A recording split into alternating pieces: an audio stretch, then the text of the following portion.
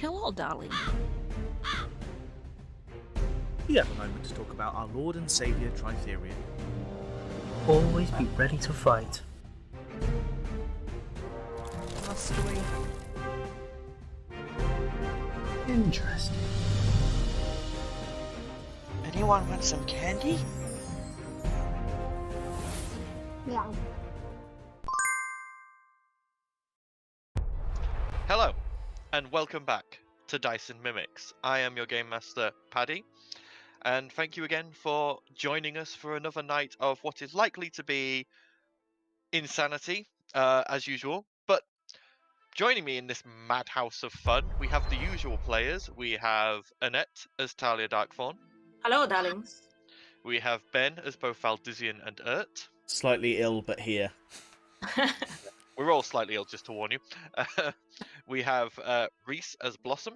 Hello. We have Aaron as Zandal. Hello. He was expecting to go last. I caught him. And we have Steph as Vienna. Hello. I will now pass over to Ben, who has some announcements to make. Yeah, so I want to give a big shout out to Sirenscape. We aren't sponsored, but we use and swear by Sirenscape for all our D&D and tabletop roleplay sessions. Back in the early days, we used to source our own music and jury-rig like music bots through Discord to try and get the audio working in the call, but it often ended up with the music failing or a copyright or DMCA mark on the VODs. Sirenscape allows you to dodge all of that, has loads of pre-made and customizable tracks and sound effects, and their web player makes it really easy for players to feel that ambience. Check them out at sirenscape.com for more information. Also, go to our merch store. We have cool merch. Yeah, diceandmimics.com. We have mugs, we have t-shirts, we have stickers, we have awesome stuff. That looks really rude for a second. That's what I was going for. Anyway, the insanity has begun. So, to pick up where we left off last time, Armatae had spent a rather heavy study session in Ogma's study in the library, finding out all they could about various topics, ranging from Slard, Limbo, various crystals that Talio had been seeing in visions, their gods, Tritherion, and the soulbound items. After that, they had then gone on to feed a cow to a giant spider. It was traumatic. Yep. And then decided to follow up on a message they had received about a week, maybe a week and a half ago, from a old acquaintance of three of the parties, Fraudowim, the young adult bronze dragon. Upon arriving, they found Fraudowim cowering in the pool at the back of his cave, and he requested of them to assist in either negotiations or a violent eviction of a nearby adult topaz dragon by the name of Tunel, who had moved in during the party's absence in Minas Pingoli. The party made their way to where Fraudowim told them Tunel's lair was, and upon arriving, began to try and persuade her to move lairs. Unfortunately, they then insulted her in her She was a lair. bitch. She was a bitch. Oh, you Yeah. mean they, a single person? Me. Yeah.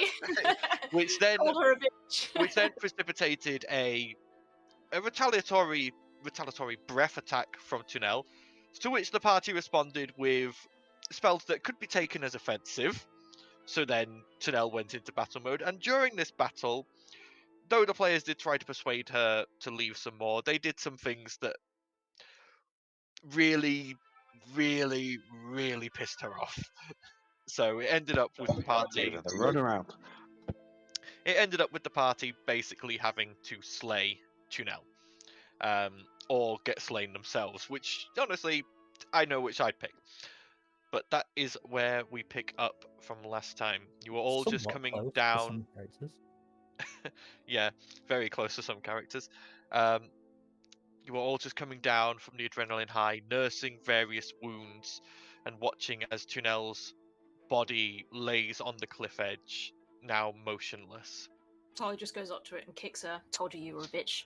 Spits on her and then rushes to her. I'm so sorry. Sorry. As you move up to the corpse, Talia, you feel the cowl on your head. Like, it's not like a physical sensation. It's like almost like a resonance. And then Tunel's like corpse just glows ever so slightly, and a mote of topaz light shoots from it into your chest. I'm the Dragonborn. I was just thinking the same Fish thing. will die!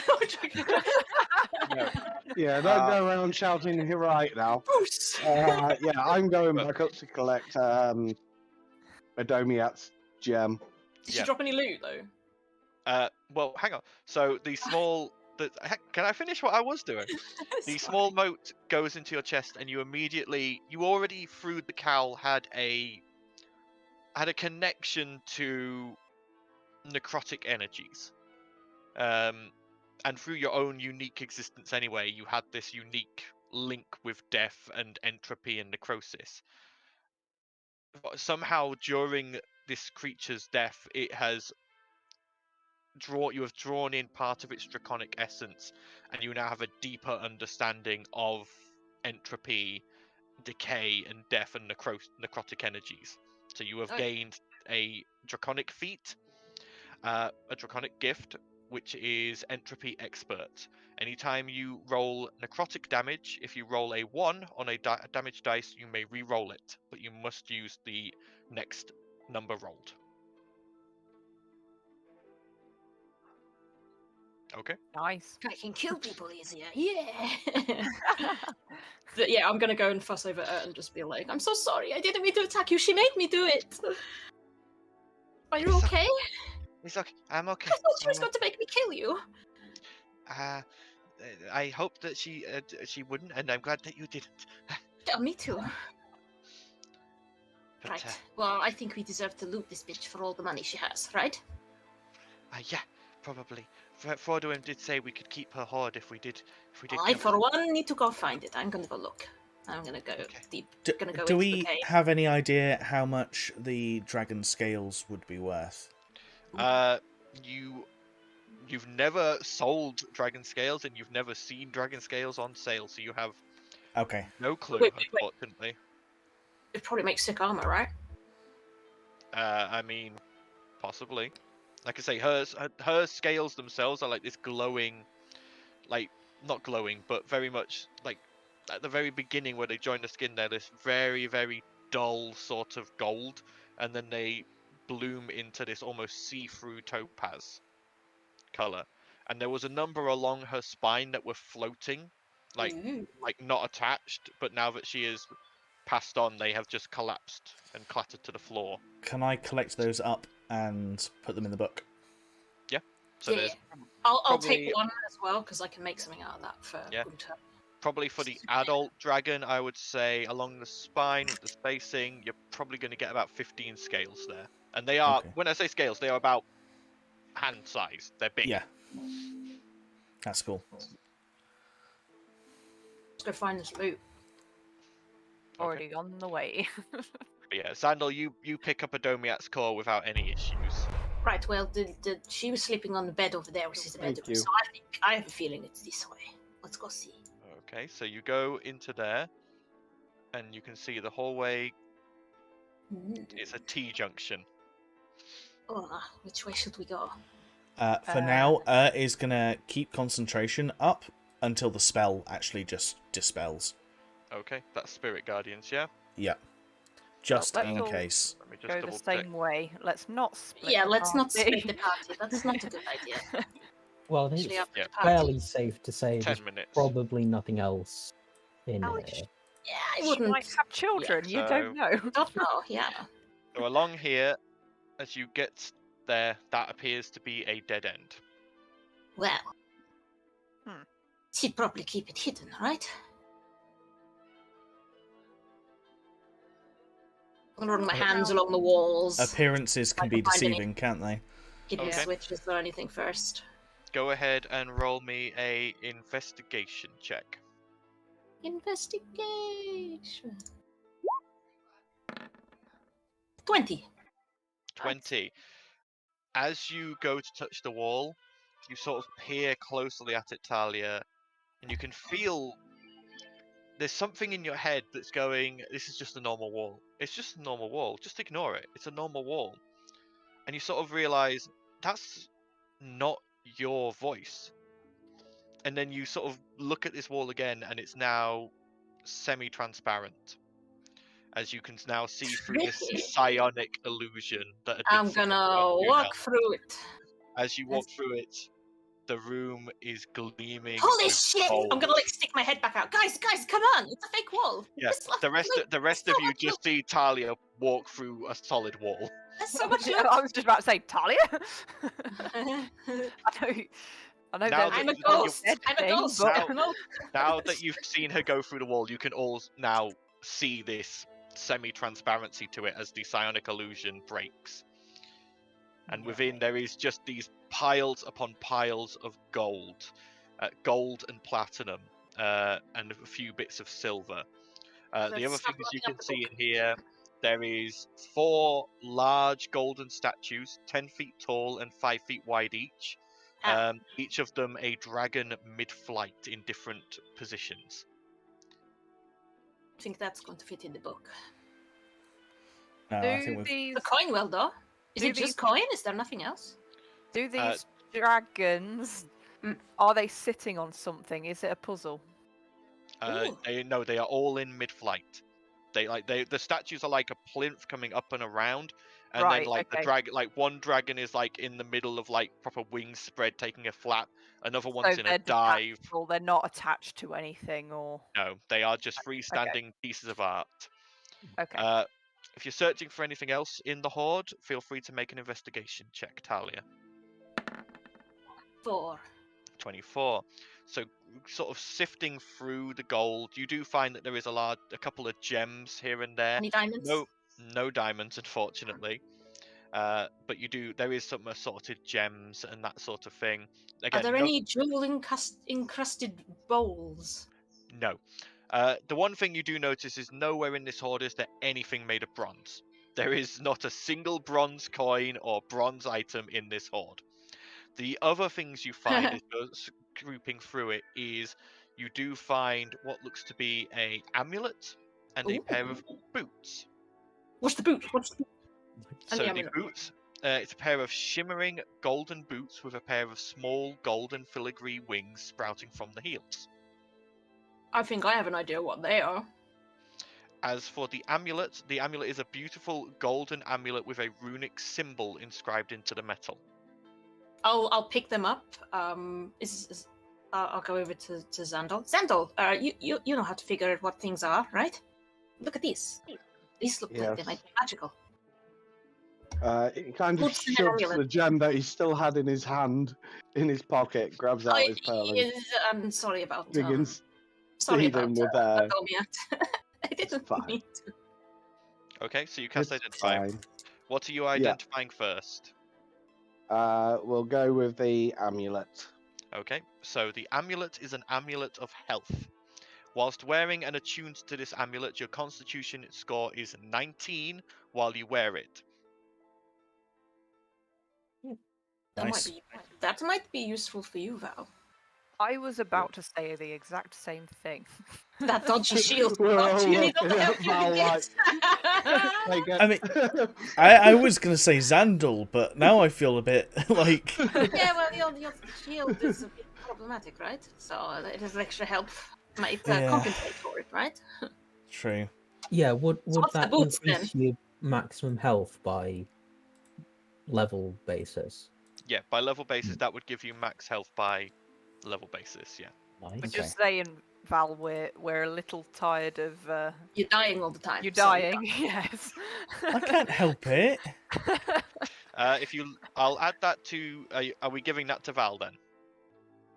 I think it should go to Val. If Val doesn't want it, I will take it. That does work quite well for the regen that I've just gained from leveling up. I'll take it just so that And I don't Blossom die into the again. tank. All right. Yeah, it's almost as if like Xandal just sort of like spoke out what it describes, and I think everyone just turned to look at Val. Oh, all right, yeah. Do have that. So, Val, I've added that to your journal on Roll20, but if you search for it on DnD Beyond, you should be able to get it and add it there as well. Okie doke. And then it'll affect your character sheet there. Val's gonna just double check that there's like no other hidden like walls or anything around this room, like if there's a second chamber or something. Yeah. Okay. What do you know? Punch out. Yeah, Alright. while he's doing that, I'm going to be working on the second item, the boots. Okay. So Val, make me an investigation check. Yeah.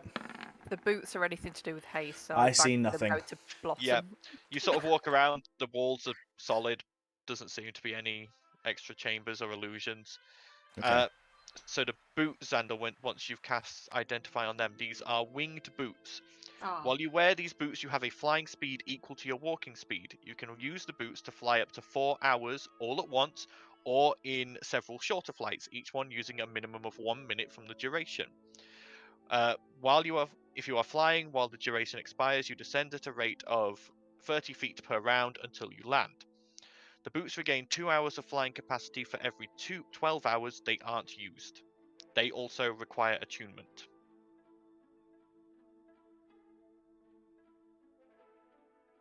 I'd say Blossom for that one. Yeah. A bit more A maneuverability. flying I would werewolf say seems any terrifying. of the. Yeah, I'd say any one of the 4 female members of the party.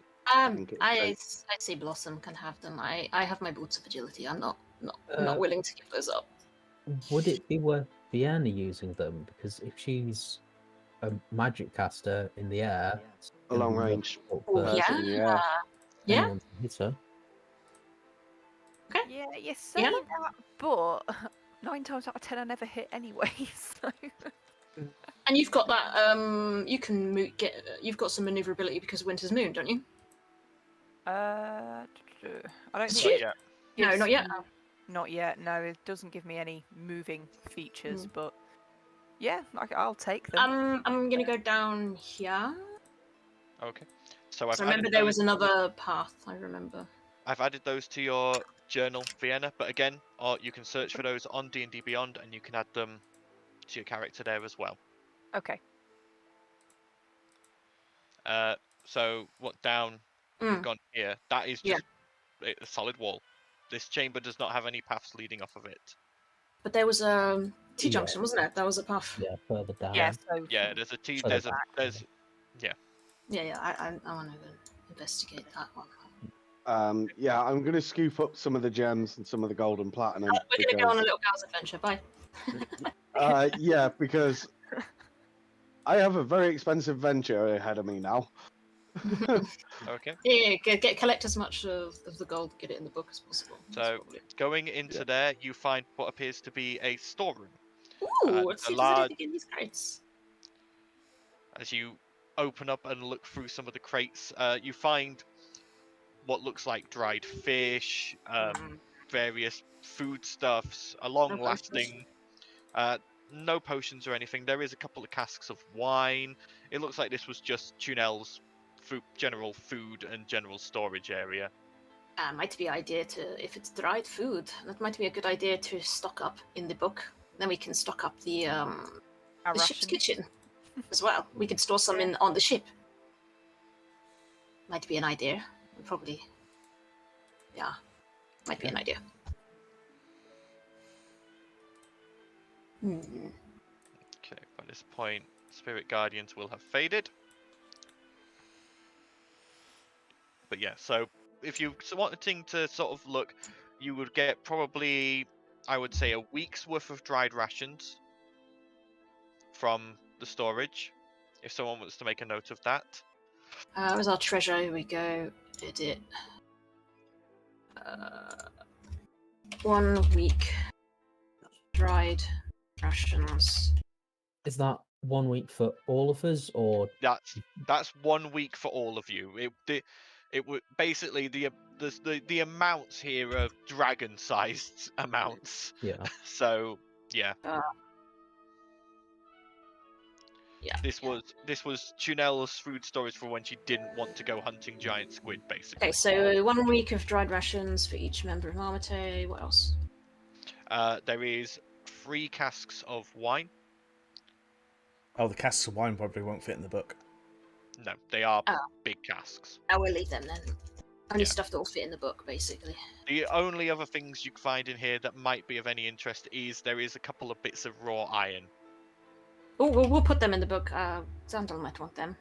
Yeah, so there is roughly 20 bars of raw iron.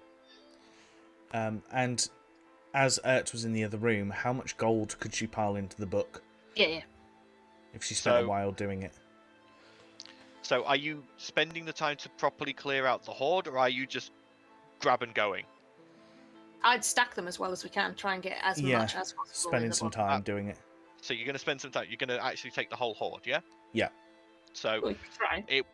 so to stack and take the whole hoard is going to take 5 pages of the journal. Yep. And in total in the hoard, there is 20,000 gold's worth of coins and gems. Okay. Okay, so put 5 pages, 20,000 coins and gems. 20 iron bars, raw iron, and 1 week dried rations for each member of Armatae in the hold. Okay, that's in I will our add- treasure tab. Yep. The only other thing, Okay. Amongst us later. like I say, the only other things in there were these 4 large dragon statues. They're not going to fit into the book, are they? No. We should I'm gonna head back into the horde thing. We should probably head back to Frodwin, let him know. That That'd he's be safe. Self-frog with that we just killed the that, dragon. if he has an issue with the Lady Dragon again, maybe he should deal with it himself. I don't think he will for some reason, because we've just, obliterated a dragon. I know, right? That is pretty cool. In We should fact, probably do you head back. think we maybe should have toned that down? I hope she doesn't have any family that's going to come after us. Or maybe I we'll mean, veer into our enemies. because What's we- one more person to add to? I mean, what have we got? Who's We got chasing us? Faceless hates us, Glasserix hates us, Voldemort would hate us if we hadn't killed him, An entire city. yeah, it's actually quite funny you should say that, because Minis Pingoli doesn't know it was us, and neither does Moontide, so I think we got away scot-free, really. I was going to say, do we want to moontide the body? What, burn it? What do you mean, Moontide the body? He doesn't read anything. It's company. Yeah. So, Long but story. Long story. While this conversation's going on, Fiona's actually just exploring around. Yeah, I'm like following her. Like, Yeah. Well, is there anything in the bedding? Like I'm gonna ruffle around. The bedding is just bedding. It's just Yeah. some nice sort of golden coloured leaves that she's obviously collected to make a nice bedding spot for herself. The lair itself is very beautiful. It's beautifully done. Like the floors are completely smooth and shiny. They reflect the light from these sort of like golden braziers that she's got scattered around. It's a lovely place, but Nothing. now without an occupant. Hmm. You get the feeling that yes, she was an adult dragon, but from what you understand, she only moved here fairly recently. She would not have had a lot of time to do much and Okay. gain much in the way of treasure. She probably brought some with her, what she could safely carry, which you get the feeling is probably what you found, but anything else since has just been her sort of setting up her lair the way she likes it and getting settled before doing anything else. Hmm. Alright, are we done Be here? right back. Well, Okay. a couple of things. We could, I mean, I know we've just got a ton of gold, but we could sell the dragon's body to collectors, especially like parts like the wings, the claws, Yeah. the head.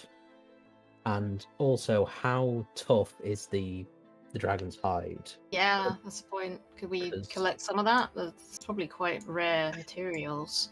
So the dragon It's money, money, money by the pound. I was. So- I mean, dragon teeth are Thinking pretty about popular pink dragon as by jewelry makers. again, you guys Well, Blossom, you don't know about gem dragons, because gem dragons are normally fairly neutral, so they're not normally causing problems to be hunted. But you would know, especially for chromatic dragons, who normally do a lot of damage, and it's normally blood hunters from your sect don't deal with them as much. But you do know that occasionally a big hunt is put together, and they do go and take down chromatics who are causing problems. And you know that in those situations, things like dragon's blood sells for a decent amount. The hide is prized for use in armor. Obviously, teeth, fangs, and claws are quite prized as well as collectibles, or to be used in the forging of weapons. You don't know the exact amounts, but you do know that when a hunt once brought back a smaller than this dragon, so they brought back a smaller red dragon, they got paid in around about 10,000 gold in total for the whole dragon. Well, the whole dragon's not going to fit in the book, Blossom, but we can certainly butcher it and collect as much materials as possible. Well, what I was actually thinking is just leave the body here, and I mean, we can get other people to do it. Like who? Who? Maybe someone might take the body away. I'm sure somebody with a carriage will if we charge us less than the proffer money a we've just picked. suggestion. Yeah. We are near the water, right? Yeah. Oh, Yep. what? Go back and get... Oh, wait, we can call... The misadventure. It depends. Is this body of water connected to the body of water of Minas Pangoli? Because it can't teleport yet. This is on the shore of coming along from Minas Pangoli. Basically, you guys are... So Fraudouim's cave is about halfway between Moontide and Maham. So this is only a little bit further along. It's only about 3-4 hours away from Fraudouim's cave. Should we call Bosun then? See if we can't load it onto the ship? We can try.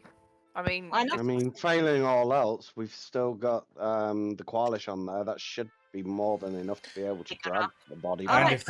right, if the ship's here, we can stick the wine on the ship. Yeah, let's call Bosun. Oh, Bosun! The last How thing do was how do we also call him? How do we call him? I've never actually. Feel this connection in your mind open up to all of you, and you hear, "Hey, what can I do?" We've had got an a trip adventure. collector. Could you come to us? What were you saying, Reese? I was saying how big is like the head or one of the arms, because I would like to take a trophy. So Oh, this is a fully adult dragon. This is a huge creature. So from standing upright, this thing was about 20 feet in height. So the head is probably a good Bigger than us. about that, maybe. It's big. It would be able to, like, it couldn't like swallow you in one bite, but it could easily snap you in half with one bite if it had wanted to. Its Plug it onto arms Bosun about and as then tall get as it to we be would cold, and then we'll worry about cutting it up for trophies or whatever. See, You hear Um, you hear we killed Bosun the saying, dragon. I'm gonna be like, we killed the dragon. I'll tell you all about it when you get here. "All right, well, I'm on my way. I'll be." You sort of feel like this connection from slightly, about an hour and a half, maybe. Sure, we can rest while we wait. All right, I'll be there soon. Fiona will turn to Blossom and say, "You could take an eye." Hmm. I mean, even the eye is going to be pretty big. It's going to be like... Yeah. Be the size of a football. I mean, medieval equivalent of football. I don't know. Or does it have horns or? The horns would be pretty big as well, I'd have thought. Yeah, horns Hang on. maybe. I mean, the picture is more like fins. And About to say, spikes. there is an easy way. There is an easy way to show you what a topaz dragon looks Oh, like. yeah, the stat block will have like loot items on it, won't it? That is a Yeah. topaz dragon. Oh yeah, it's the same as the token. Yeah. Yeah. Yeah. So it does have like fins and a couple of like this. It had these floating scales along the back. Probably the most noticeable feature. I mean, the tail itself is very long and whip-like. Maybe something like that. Is could be there harvested. space between Val's shield and his arm So if Val's kind of sat there, can he kind of like see if he can wedge the thickness of the dragon scale between his arm and the shield? You really think that's gonna work? No. He's gonna sit there and try. Just, you know, if it's a 50-50 chance that it hits the bad shield or like the dragon scale, he's just like, will it work? I mean, as everyone sat there deciding how to tear apart a dead dragon, I imagine Xandel's just kind of sat there now, realizing that he's got an hour to spare, and he's going to begin re-summoning his servant, his okay. homunculus servant. Because I was just reading it up, because of the fact that it's an infusion. The item I use as the creature's heart is what essentially all the materials magically surround and create the form of. That's fine. So you Yeah. you sit down and begin the ritual to reform Adomiat. I mean, so roll, I'm roll not. me, The dice must decide. roll me a d20, Ben. Just roll I'm me a not trying to D20. do it as a permanent thing. I'm just trying to Just see if. roll me a d20. Okay. How much are you gonna f yourself right now?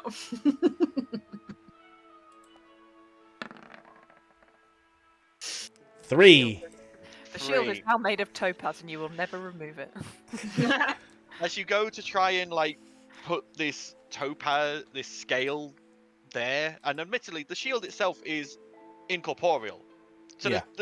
it passes through it easily enough to your arm, and you go to start binding it in, and you just hear faintly in the back of your head, "Oh, funny dragon," and the scale just vanishes. Okay, I'm glad I only did it with 1. But at the same time, as you do that, and you hear that laugh, the shield glows on your arm, and you feel more information flow into your brain about what Being a this shield dumbass can do. somehow awoke it. The follow is, this shield was made by an archfey as Oh, a so way you to have intrigued fun it with enough. people. You've intrigued He him made enough. he Oh. made him laugh. He made the archfey laugh. The archfey is entertained, so he's going to give him more. Oh no. Stupid Oh, ideas no. sometimes work. How to make your silly ideas work. I There don't is a know. fine I line don't feel between like this is genius and fair. madness. I have updated the Shield of the Sun card to show you what you get with accepted. Okay. I don't know. Some of us have to kill our parents. Some of us just have to do something stupid with a dragon scale. Love it. Oh, good stuff. Just gonna let Ben have a read of that. Can I like one of the scales? Because I said I wanted to take something to like make something for Gunter. Can I try and whittle it into some kind of pretty shape, like that's small enough that I can make a necklace or something out of it? Okay, go ahead. Go ahead. What are you using to try and whittle this? Are you just using a dagger? I don't think I have a dagger. You're not using mine. No. Well, I mean, Yeah. I So- have 2 rapiers and my crossbow. I don't actually have anything else to So do it yeah, if with. you've Can I got- like use one of the other scales, like two scales, and use like one of the other scales to try and? You only have 1 scale. you I mean, only like, have- can I not rip another one off and just be like, I'll use that as a. you can't just rip them off the dragon that easily. The Ah. one you got was one that was floating, that had Oh. since fallen, and the rest were put into the book. It's not like a Okay. lobster where you can just be I don't know. like... Just tap it on the ground, or like, how big is it? Like, is it really big? About that big. I'll put it in the book. Maybe I'll make a trophy out of it to hang up on the wall in the Chicken Jester or something. So Ben, have you read through what you get now? Yeah, I did. Yeah. Awesome. As you are sat in sunlight, go ahead and roll a d6. Oh, am I actually accepted then? Yeah, you have been Okay. accepted by the item. Nice. 2 health. You all watch as you are sat in like the sunshine out on this cliff edge. Val's shield just starts to glow slightly, and the glow just sort of transfers into his arm, and a couple of his wounds just start knitting closed very, very slowly. I think that combined with the necklace, maybe you'll not be dead all the time. Fingers crossed. It's not all it's cracked up to be, believe me. However, you now do need to choose a second damage vulnerability. So Oh. what are the? So you had bludgeoning, so you've now got to pick either piercing or slashing to join it, or swap bludgeoning for one of the others and pick another as well. I'll probably go bludgeoning and slashing. Okay, so you are now vulnerable to both bludgeoning and slashing damage. Uh-oh. Oh, Now I'm good. not so... I definitely think... Now I just feel like we're back at neutral. Like, the necklace made it good, but now because it's awoken, it's now no longer compensating, so now it's just back to normal. Maybe it's justified giving him the necklace. Yeah. To let you guys know, so with the accepted level, he is now vulnerable to 2 physical damage types.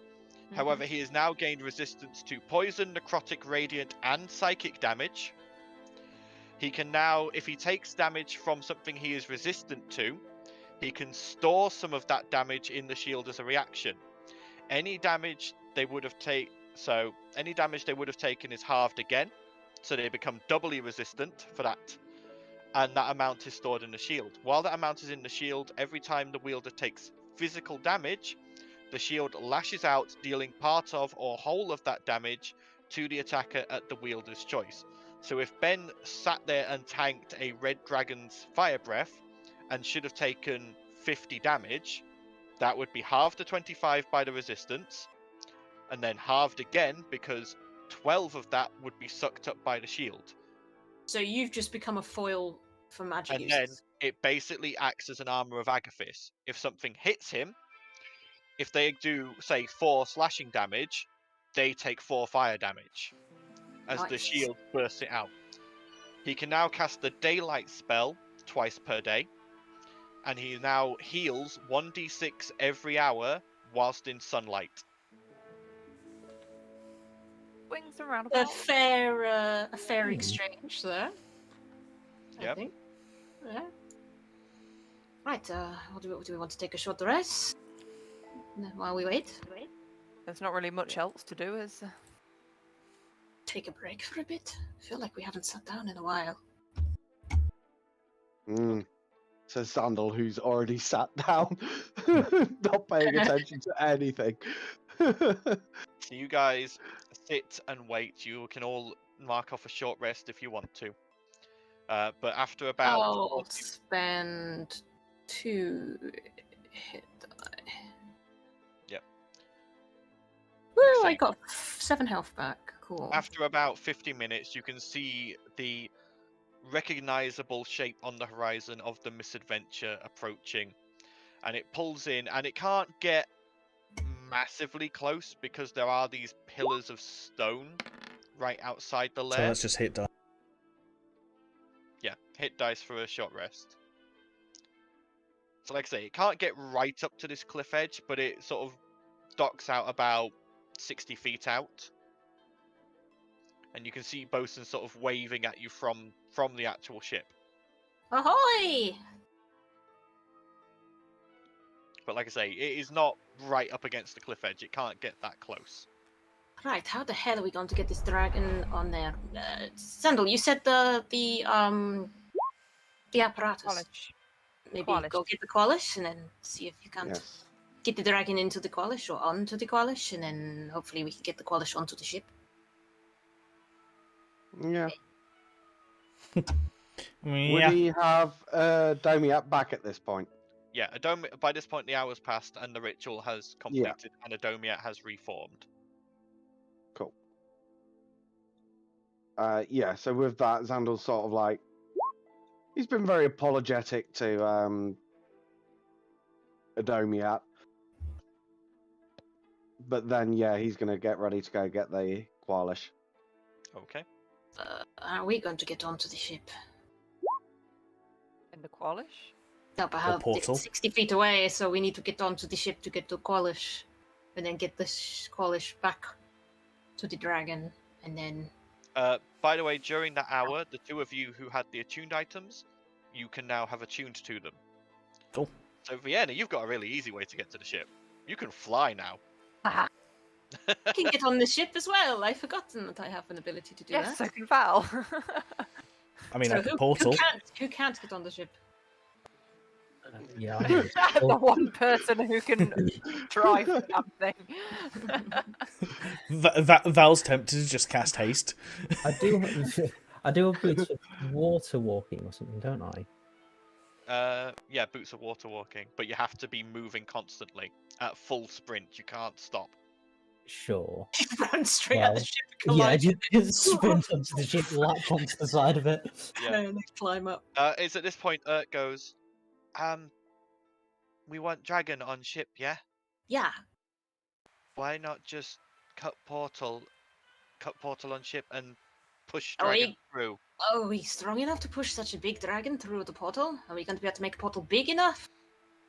I mean, if we did the portal first, it would like, I don't know, maybe the gravity will pull it through, or somebody stand on the other side and grab it, maybe. But I mean, you tried to do something similar with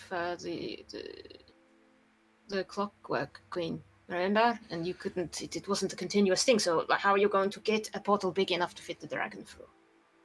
So bear in mind, the dragon, like I say, is this huge creature, but you're not having to the construct to go all the way around it. You couldn't do it in one smooth motion. Mm. In this case, you can do the one smooth motion to make a 30-foot radius portal. Yeah. Which is bigger than the dragon. Okay. The only problem will be things like the wings and the feet and that We'll sort of thing. take a limb each and push it in. Yeah, we could try.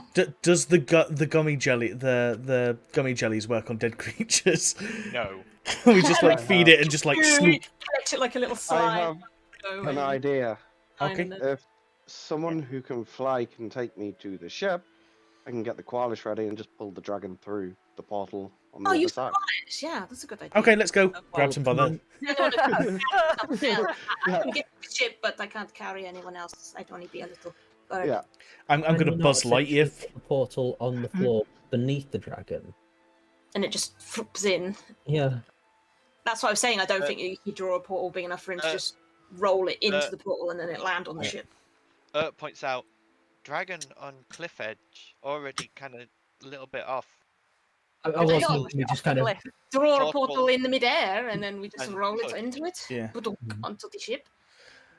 I will still fly Xandal over just in case the portal doesn't work. Yeah. And it'll be like a Buzz Lightyear kind of carry with Woody. Yeah. Falling with style. I'll clap my hands together, turn into a raven, and then fly over to the ship, Yep. land next to Bosun, and just be like, that was really cool. I'd never done that before. I mean, I've turned into a raven before, but not, like, That was so really cool. flashy. Clear the deck. We're going to be dropping a dragon onto the ship. If that's Thank- okay. Okay. So you watch as the ghost crew start running around, quickly clearing like Maybe, ropes and maybe can you barrels out open the way. the hold?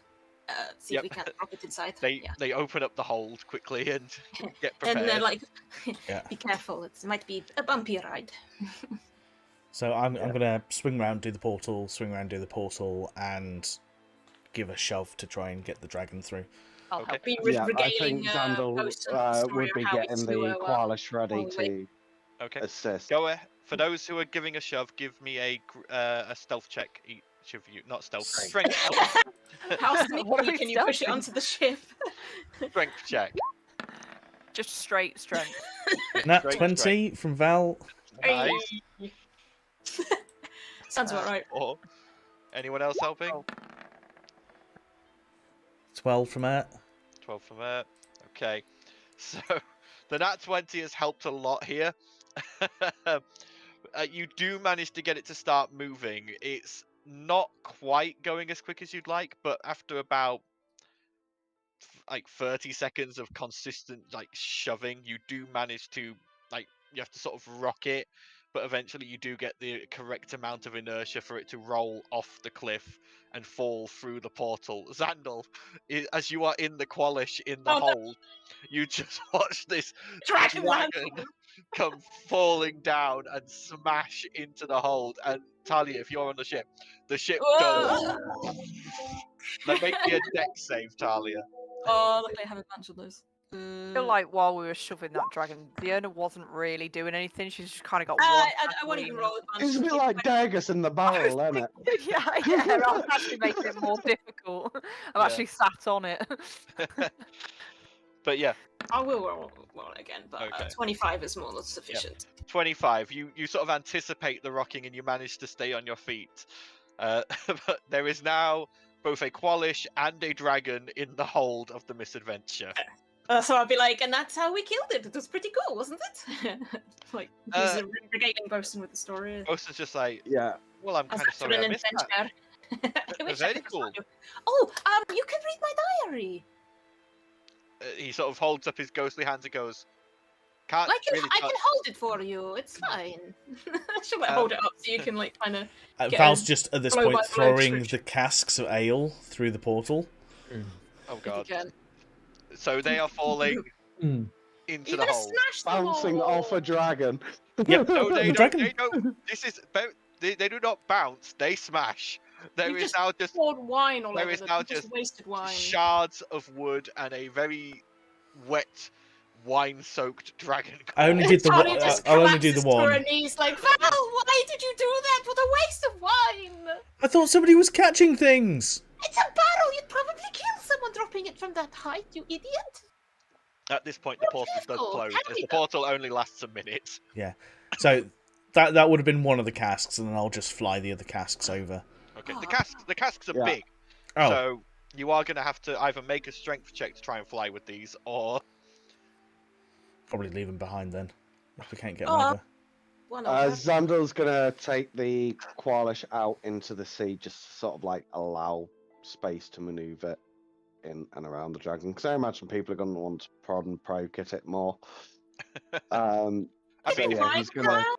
if you put the Qualish back He's into gonna. it, the hold is fairly big. The dragon only Oh, takes yeah. about half the hold. Yeah. Tali's gonna let harass Xandel to go and get the wine kegs. Like, come on. Please. I don't want to leave them. I mean, the Qualish isn't going to be able to climb very well. The Qualish can't climb we can at definitely all. try. Ah. No.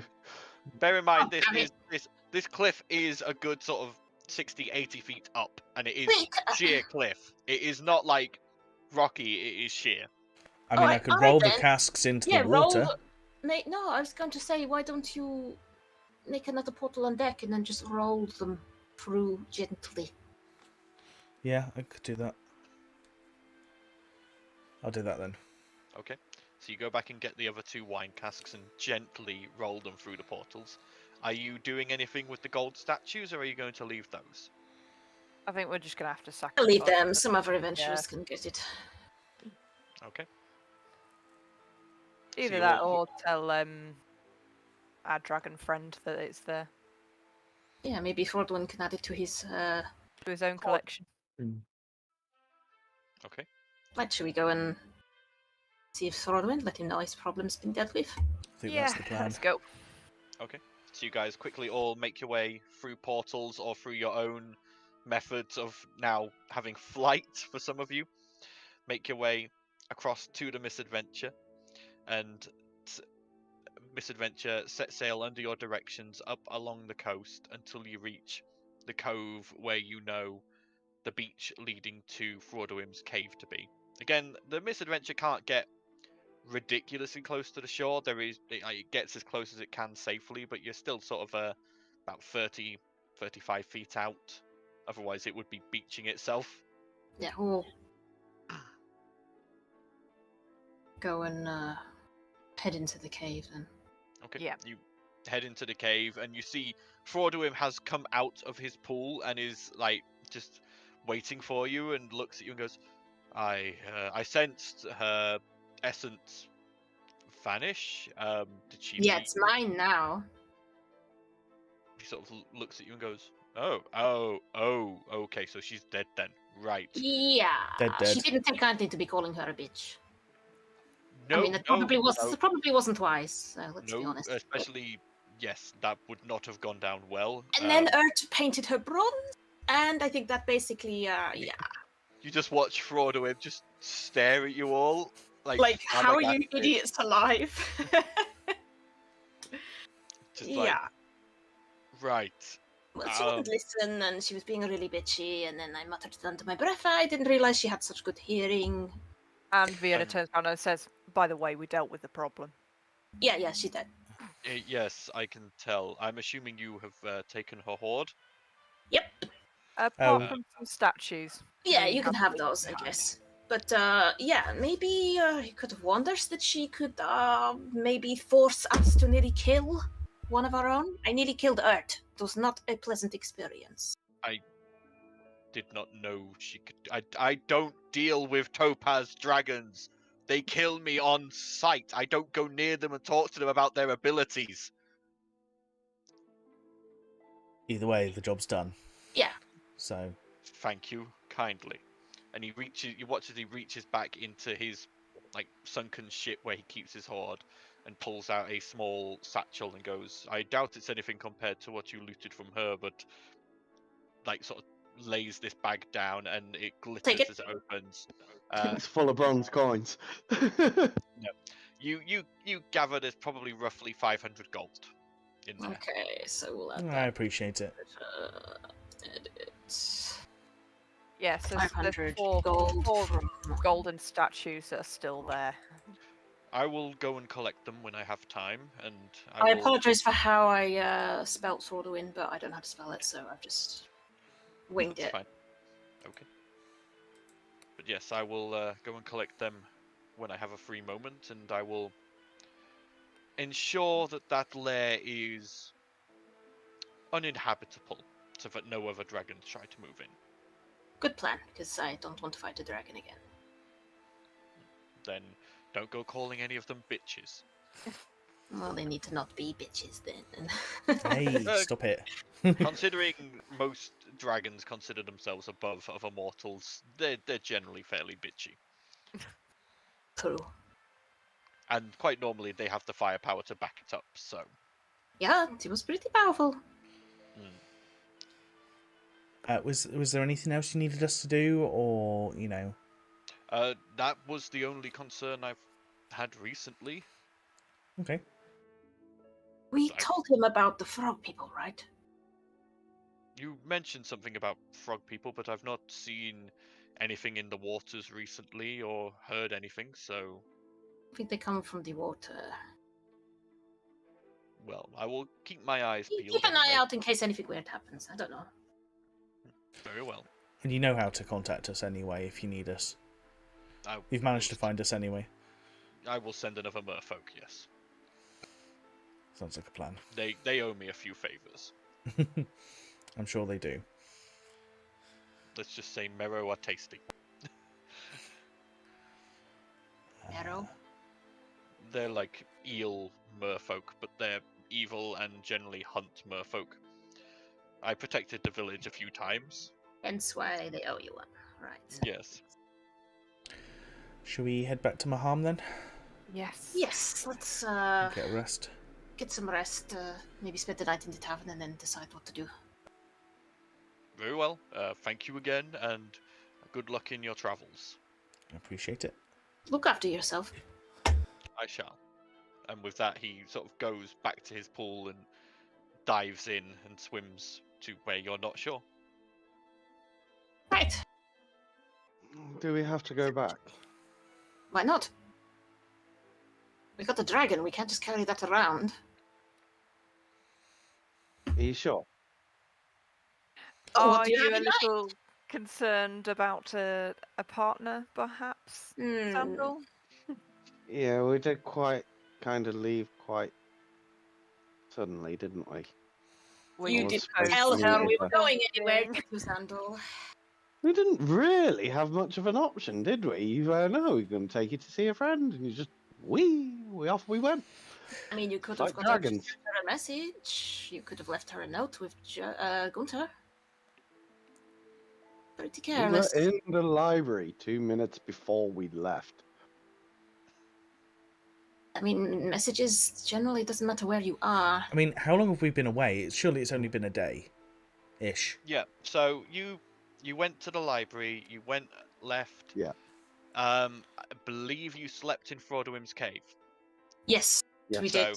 which is when Xandal had his shudder of danger. Oh God.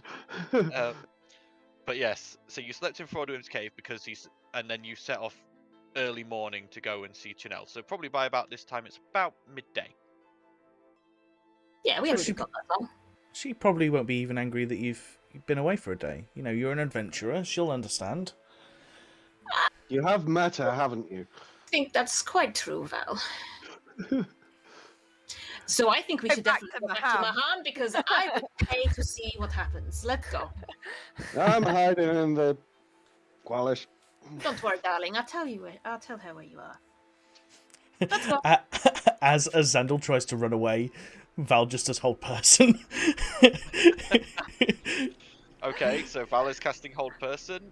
Xandal, go ahead and make a Wisdom save, I believe it is. Let me check.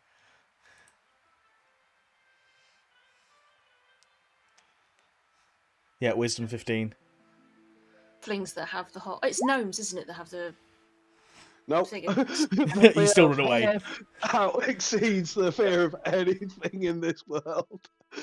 You feel, Xandal, you feel your muscles try to lock up and stop responding, but you just sort of blind panic and just animalistically just resist and just keep moving. Talia like I'm gonna whips lock her myself in the tail around. Qualish. whips her tail around and tries to trip Xandal up on his way past. No, he's gotten No, to I'm the Qualish by this point. Yeah. Just It's locking fine. She's himself a in big there. lady. I'm sure she can get into the Qualis if she really wanted to. Let's get back to Maham. Okay. See if we can't sell this dragon. And... Okay. Bosun begins sailing back to Maham, and within about 40 minutes, you arrive back at the docks, with the dock hands catching the ropes and pulling the misadventure into its berth again. And the gangplank is lowered off of the side of the ship. Thank you very much, Wilson. Not a problem. If you need anything else, just let me know. We'll keep you updated. All right. Alright. Should we go and see if we can find a buyer for this dragon? Where would we even start to look? Alchemist Guild. Maybe, Well, we also know the collector. might have use for it. Mine. It is The Alchemist, isn't it? collector might be a good idea. Smythe. Smythe. Oh, Smythe. Yeah, he might as well, I guess. Maybe. Contact them both. Yeah. Bidding war. Bidding war. Yeah, why not? Make more money. Good plan. Val. You're finally getting to understand the Auction, money. yes.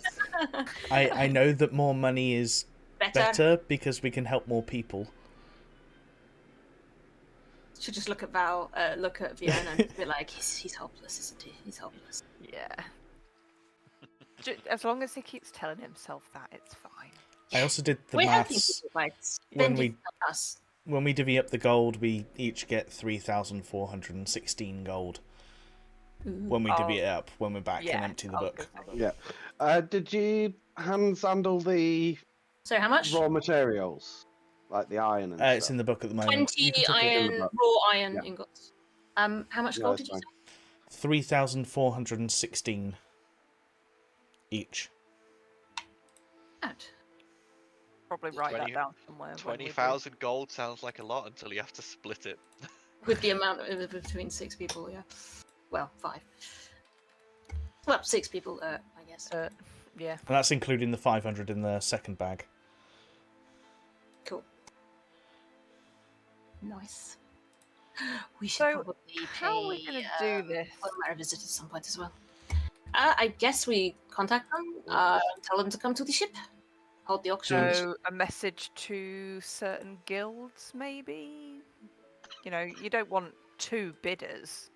You want Well, we could contact Absum, contact Smythe, and then maybe who else might be interested? I mean, we could ask Asgar. She makes armor. Maybe she could use the materials. She might be interested. Trying to think of anyone else. Is My there apologies, not, I'm being dumb. How much did you say that was? 3,416. Thank you. and some of the magic users that are close to the I was king just might about be to say, interested. what's the Ragnarvale? We could contact Ragnarvale? Ragnarvale. Vale? I was going to say, isn't there like a college or university? Well, I'm just thing? thinking that's a representative of several things. That's blacksmithing, alchemy, you know, yeah. So Sounds- Smythe, Asgard, Absam, Ragnarvale. And say, hey, we've got a dragon. If you're interested, come to the And if we're This lucky, the venture word will and- get around.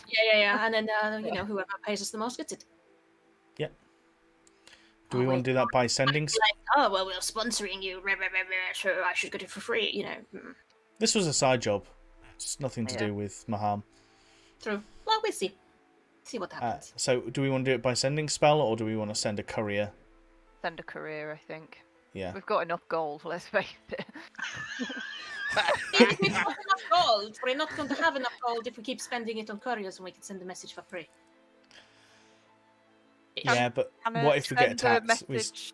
Yeah. Since when have you cared about spending all your spell slots? We haven't taken a long rest yet. So she It's might not- not have any left. Oh yeah, true. Yeah. Alright, fine, we send couriers. How much is that? Um, So you guys, are you gonna like go and find like the actual messengers guild, or are you just gonna find some random person and pay them to deliver some messages? Messengers Guild, let's not waste it on people that might just pocket it. Yeah. Okay. Is it worth putting a note out to the Thieves Guild as well? What, the underground? Probably They not. might be interested. They will no, probably 'cause just they steal it. steal now. it. Yeah. Okay. Yeah. Let's be honest. Okay. Are we setting a date and a time? Do a full-on auction, or are you just gonna sit and wait and see what prices they give us? Yeah. See what offers. Okay. Listen, I guess, and then we'll review it and We could do a blind auction. They all put what they're willing to pay for the dragon into a box, and then the next day we open up the box, and whoever has Pays the offered most the gets it. most gets it. There we go. yeah, works for me. Okay. So, you go to find the nearest, like the Messengers Guild itself is in the Gateway District, but they have these various points across the city where you can like basically pay to have a courier take something somewhere else in the city. You find one nearby the Patchwork Bazaar, and there is a live-looking elf stood there. He looks at you and goes, welcome. Do you need something delivering or a message taking? Yes, we do. We'd like to send 4 messages. One to Absent of the Alchemist Guild, one to Ragnarvale, Mm-hmm. one to Smythe. Johann Smythe, Johann Um, Smythe, Lord Johann. Okay. and what was the 4th one? Wasn't it the and Asgard, the blacksmith. Very well. He gets out 4 pieces of parchment, places them in front of you with a quill and inkwell, and goes, "Please pen your messages." And Okay. are you wanting regular delivery or express? Press, please. Express. Oh, very well. That would be 2 gold per message. Okay, so what we're going to say, Armatae invites you to a blind auction of a topaz dragon corpse, intact. Highest mostly price- intact? Mostly intact. Highest bid wins. Yep. Please reply to the Jiggy Chester, I guess. I was going to say, please meet us at the. Oh, meet us at the Boat. misadventure. Yeah. Yeah. Okay. Docked in the docks, whatever. So you pen those 4, and then this elf mutters an incantation, and you watch as 4 bright electric blue, short, eight tiny golden little gold, creatures. Yep, he takes the 8 gold, and these 4 tiny little electric blue creatures appear, each one grabbing one of these missives, and then they just blur and vanish, running off to different parts of the city. He just summoned 4 quicklings to Nice. send your messages. I figured that's what it had done. Cool. So you guys return back to the misadventure and wait. About 30 minutes go by, and then you see strolling down from the gates to Halcyon Heights, resplendent in his gold robes, alongside a very slimy, weaselly-looking man in noble's clothing. Ragnar and Johann Smythe both arrive at the same time. You then see coming down from the Gateway District, jogging and very much out of breath in his, in this time in a resplendent pair of like ombre rainbow robes, is Absum, just going, "Bah, bah, bah, bah." And finally, following after him at a much more sedate pace is a female dwarf who comes strolling down. Wait, as comes a tiefling. Yes. Yeah, she might have sent someone else. Just making sure that we hadn't just completely forgotten. And we don't know if the words got around. Yeah. Yeah.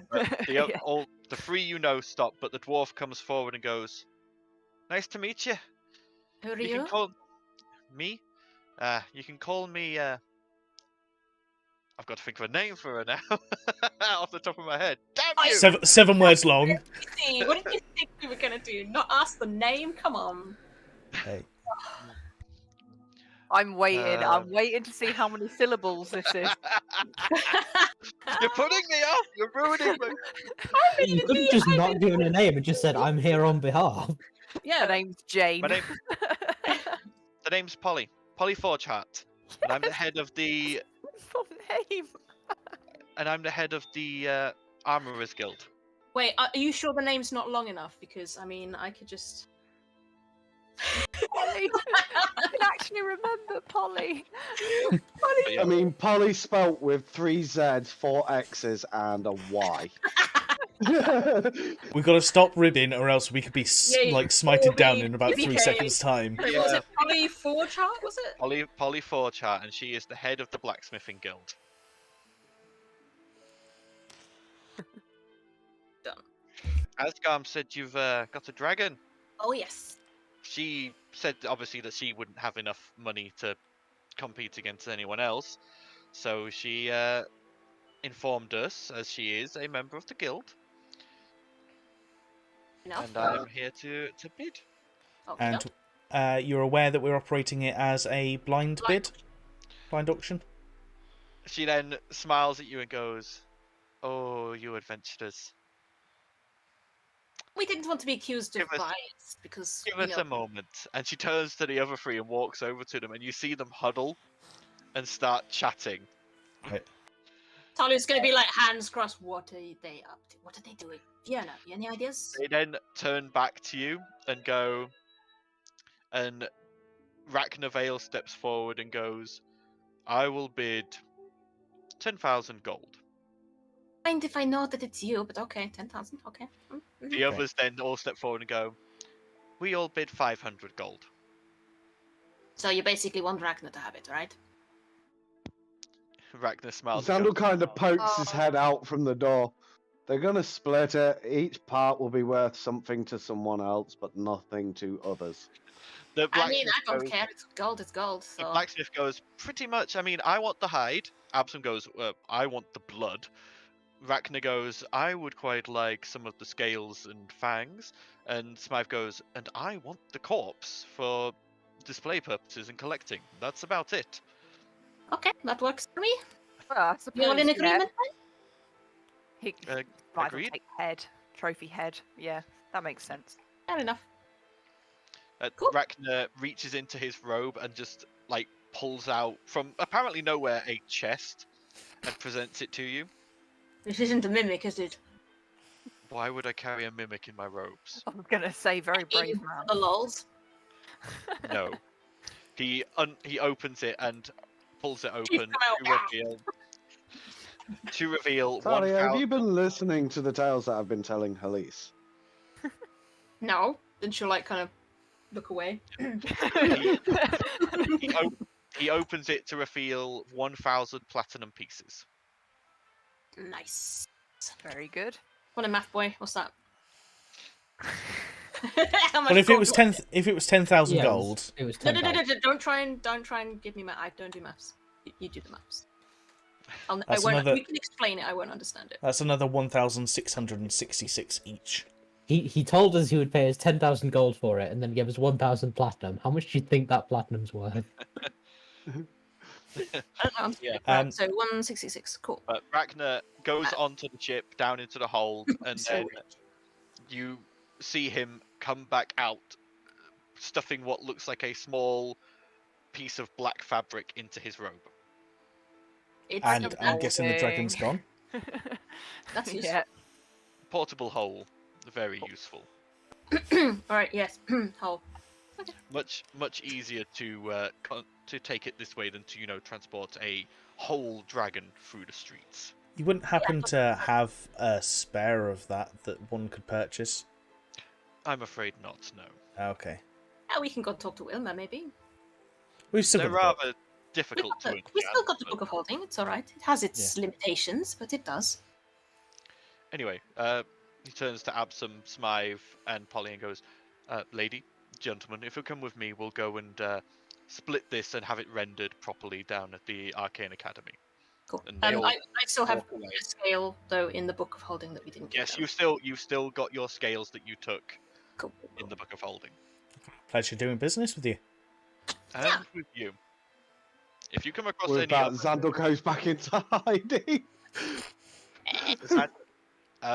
hang on, would she have heard about this? Sandra! Xandal, as you turn around to go back into hiding, you just slam into a breastplated midsection. Hello. Hello, Xandal. I'm sorry. Called out I on will work. leave you two darlings to reacquaint yourselves. Let's go get a drink at the Chicken Jester. Vienna will look at them and And says, then I'd help you out, but I only make it worse, so good luck. She goes. Oh yeah, Don't Vienna. I wanted to talk to you actually. And Don't- we'll talk on the way. Val just turns around to Xandal and just goes, "Don't forget about all of the money that you just raised for that date night that you wanted," and then just walks away. Tyler just looks at Val, so proud. Val, I'm gonna kill them roll, all. Val, roll a persuasion check. Persuasion check. Just Actually, standard. no, persuasion or deception, your choice. How truthful are you being with this? Not because Soren's made no mention of date nights. I mean, I didn't lie about I the think he's gold saying that it we was a earned. suggestion of here's how you get out of this. Yeah. I suppose. 12. 12. Finri looks down at you, Xandal, and goes, "Date night sounds good." Sandal's kind of just looking back at the others for a moment, like, you're all a bunch of. Yes, definitely. Poor Xandal, he's like the butt of all jokes, really, isn't he? He just gets ribbed. He by really his is. class. We just saved him, really, He saved you from from getting your ass being kicked. chewed out. Finri picks you up, Xandal, and holds you, sort of close to her and goes, "I'm assuming you're going to be going somewhere soon, from what I've heard murmured around the city. So I'm not going to hold you to the date night for tonight. But you will, next time you are in the city, you will take me on a date with that money. And you will plan it yourself, and I will grade you on it." I'm just wishing he just got beat So up instead. Isn't this something we're supposed to enjoy regardless of what it is? Not an educational lesson. Let's put it this way. You're getting graded on how much I enjoy it and how much it makes up for yesterday. Right. Okay. Super controlling girlfriend. It's at this point she puts you down, looks down at you and smiles and goes, "Let's just say if the date goes well enough, you'll get a treat." And she then opens her wings and flaps and flies away. Xandal's kind of stood there. Not sure whether to thank that damn spirit that put the book in his head or curse him. As you are doing that, you out of the corner of your eye, you see that half moon and half sun mask, and just hear it chuckle. Fucking Equinox.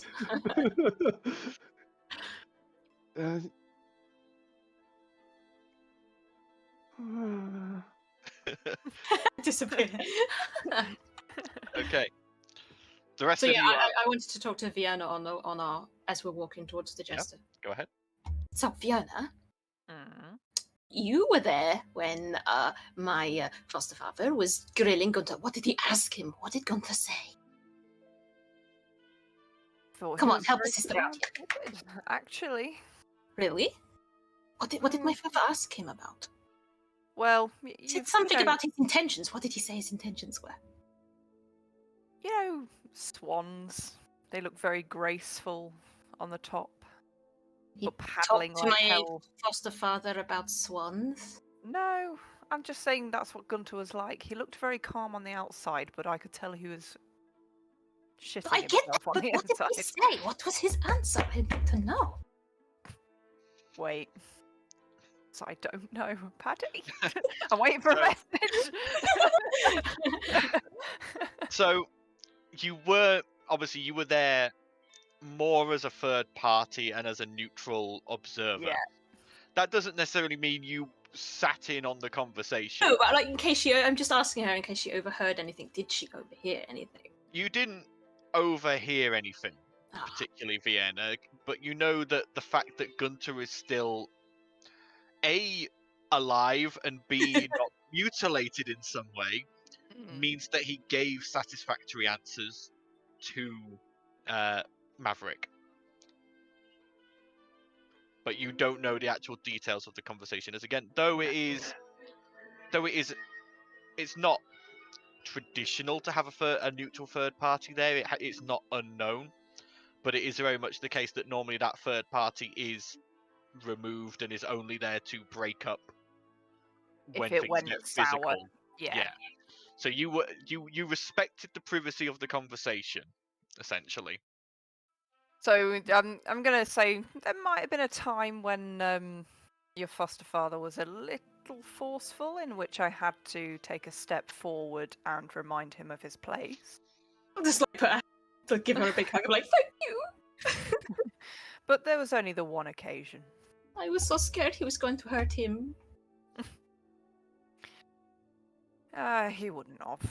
Oh, well, hopefully Gunther will tell me his intentions soon enough, I guess. I have to be patient, right?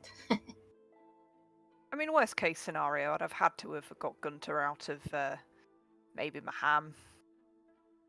But it's fine. It was all fine. Yeah, Vienna, it does come to your mind a story about one particularly poor discussion that happened back in your home city, where a young man was pursuing a young lady, and he had made a rather crude remark, rather foolishly, whilst talking to the matron of her family. That young man was later found in about 10 different places around the city. Don't fuck around, do you? No. And even then, they never found all of him. No. Tom's just making start crying like, Gunther could have died. He could have, but he's not. He's alive and well in the Chicken Jester. Well, I hope say so. alive, maybe not so well, but... Let's go back. Let's get the drink. Yeah. Okay. So you all head back to the Jester and make your way inside, and you see Rook stood behind the bar as usual. Gunter sat at the bar having a sort of drink, and they both look up as you come in, and Gunter goes, welcome back. How did everything go? We killed the dragon. I'm sorry, what? We killed a topaz adult dragon. Oh, I need a drink. well, yeah, that, Rook, drinks, please? Drinks? And Rook quickly fills up a number of large ale tankards and places them on the bar, And then ready for she'll each of you. just slide the diary in front of Gunther and be like, read, you'll see. And he just starts reading. About 10 minutes in, he turns and goes, "You called the dragon a bitch? She was a bitch! You don't say that to a dragon's face!" Well, I know that now. I mean, I thought that was common sense. Didn't think she'd hear me. It's a dragon. What? They're pretty alright, good at alright. hearing and seeing and, magic. She tried to make me kill Earth. If you called her a bitch, then, and then attacked her, then yes, horrible, but at the same time, kind of understandable. I mean, you can see in the diary, I suggested running, not fighting. Yeah, First. that would have been a lot wiser. Yeah. The grand scheme of Take the things, diary I back, put it back in the pocket. I was probably one of the nicer members of the group. Can You I ask you are the diplomat. Can I ask a bit of a game question? Like, obviously, has leveled up, so she's got access to more spells. Yeah. How would she know that she has those spells? Is it just a case of she suddenly taps into another bit of arcane energy and she knows that she can cast those spells, or is it something? So for a cleric, the way they prepare spells is by praying to their divinity. Mhm. So during her prayers and her next long rest, it will effectively be like a divine inspiration. Okay. The knowledge will appear in her brain. And it'll be prayer. like on the next long rest. Yes. Okay, cool. That's Unlike with one wizard, thing most where people don't discuss normally. Really, Yeah. is how do I Where- suddenly get these magic abilities as I for a level up? wizard. For a wizard, it's through study, and it's the idea of that as they level up, they've done enough study to unlock the next sort of tier of magic. For sorcerers, it's their latent innate abilities and learning new ways to weave them. Clerics and paladins, it's through prayer to a divine force. And warlocks is Druid. bargaining with your soul. Well, yeah, warlocks, it's a new payment from their sugar daddy or sugar mother. And mamas. druids, it's a link with nature, and they draw that They smoke knowledge some from pipe nature. weed, and suddenly they've got more spells. And artificers, again, it's similar to wizards. It's done through study and that sort of thing. Okay, cool. But is it? I mean, in character, I think it'd be much more of a continuous progression. It's just that because it's a game and levels exist, there's Yeah. a distinct difference between one level and the next. The idea is that like I say, especially for wizards, the idea is that like, or during the time where you're not role playing, it's assumed that your wizard is reading books and is doing the maths for spells and learning constantly. And that is why when you suddenly level up, it's like, oh, I've suddenly got all these new spells. It's not just they've just appeared from nowhere. You've It's not spent just the you time. wake up in the middle of the night and go, "Holy shit, I know magic!" New stuff. Yeah. I know things. It's like with bards again. It's meant to be this like you develop this deeper understanding of it. For bards, obviously, it's music and the magic of music.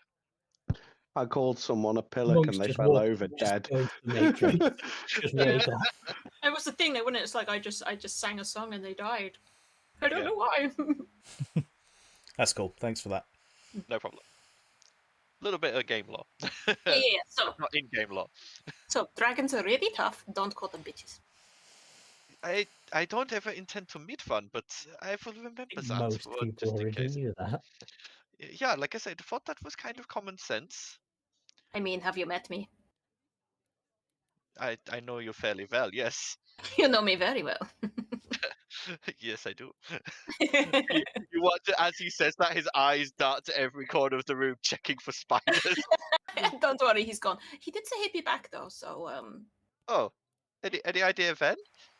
no, he didn't say. He mentioned something about a blowgun, so So next time I get even a slightest inkling he's on his way, I am going to go on vacation. Yeah?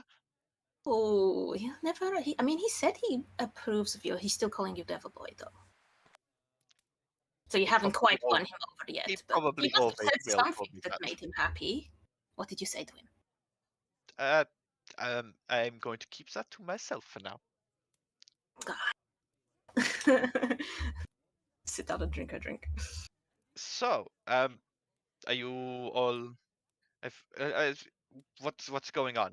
With this Albrecht, etc. What You guys went and did a lot of research, and you Didn't really some of- come up with much. so what's happening now? Are you staying? Are you going? Well, the book said something about Gifserai, knowing about them, and I only know one Gifserai. I'm about to say I know no Gifserai. I didn't even know what Gifserai was. So the fact you say it's a person, I'm guessing it's a race. Brazag from Ingbrook is a Gifserai. Okay, no idea who that is, but good for you that you know one. I mean, he runs Ingbrook, you know, the big magical place. Again, Helped us fight Voldemort. I know I am technically like. He sort of looks at Val I and thought goes, you knew things. I know things in Maham. That is my area of influence. I don't mean, go to other cities.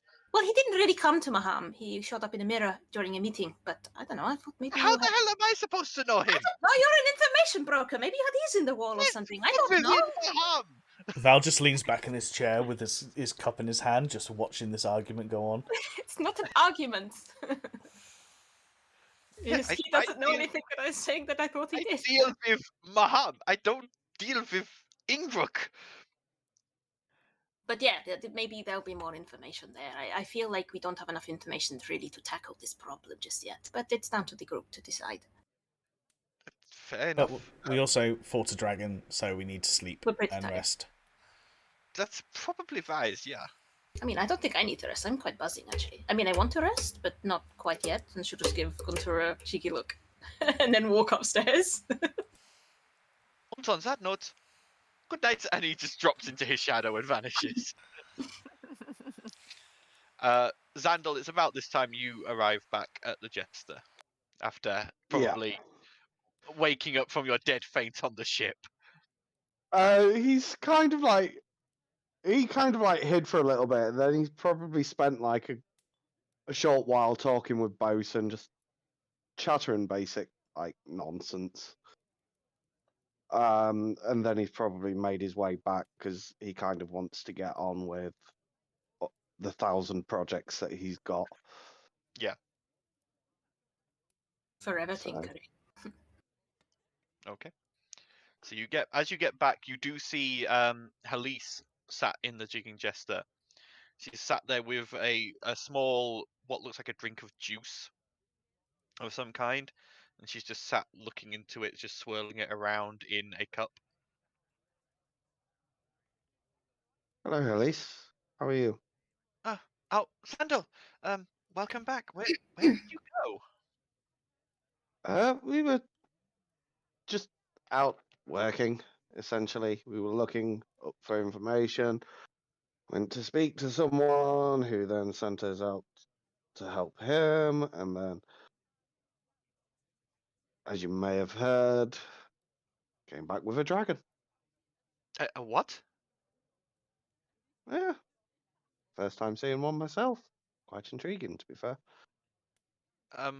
Okay. Wow. I'm going to need more context to that at some point, I think. I will explain at some point. Anyway, how's your training going? The training's going all right. Yeah. Gunter's keeping us on our toes, and Talia, when she can help, is really, really good at teaching. Yeah. It's okay. Are you sure? Oh,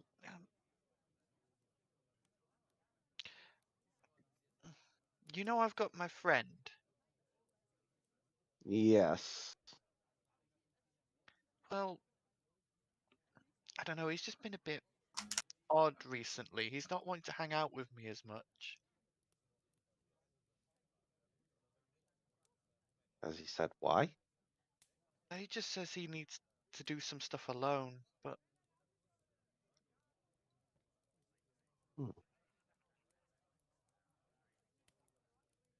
Perhaps he does just want a little bit of time. Give him that little bit of space for the moment. If things are still weird within a couple of days, then we'll see what we can do. okay. Yeah, he's probably just got a lot on his plate. Yeah. Yes. In the meantime, why don't you look after Adomiat for a little bit? Adomiat! And she clutches her and cuddles her to her. There was I'm that kind of just pause like- where I was kind of like, Vienna could have easily just gone, or you could just kill him. The drow way to deal with annoying boys. Just kill him. He'll be fine. How dare he question your authority?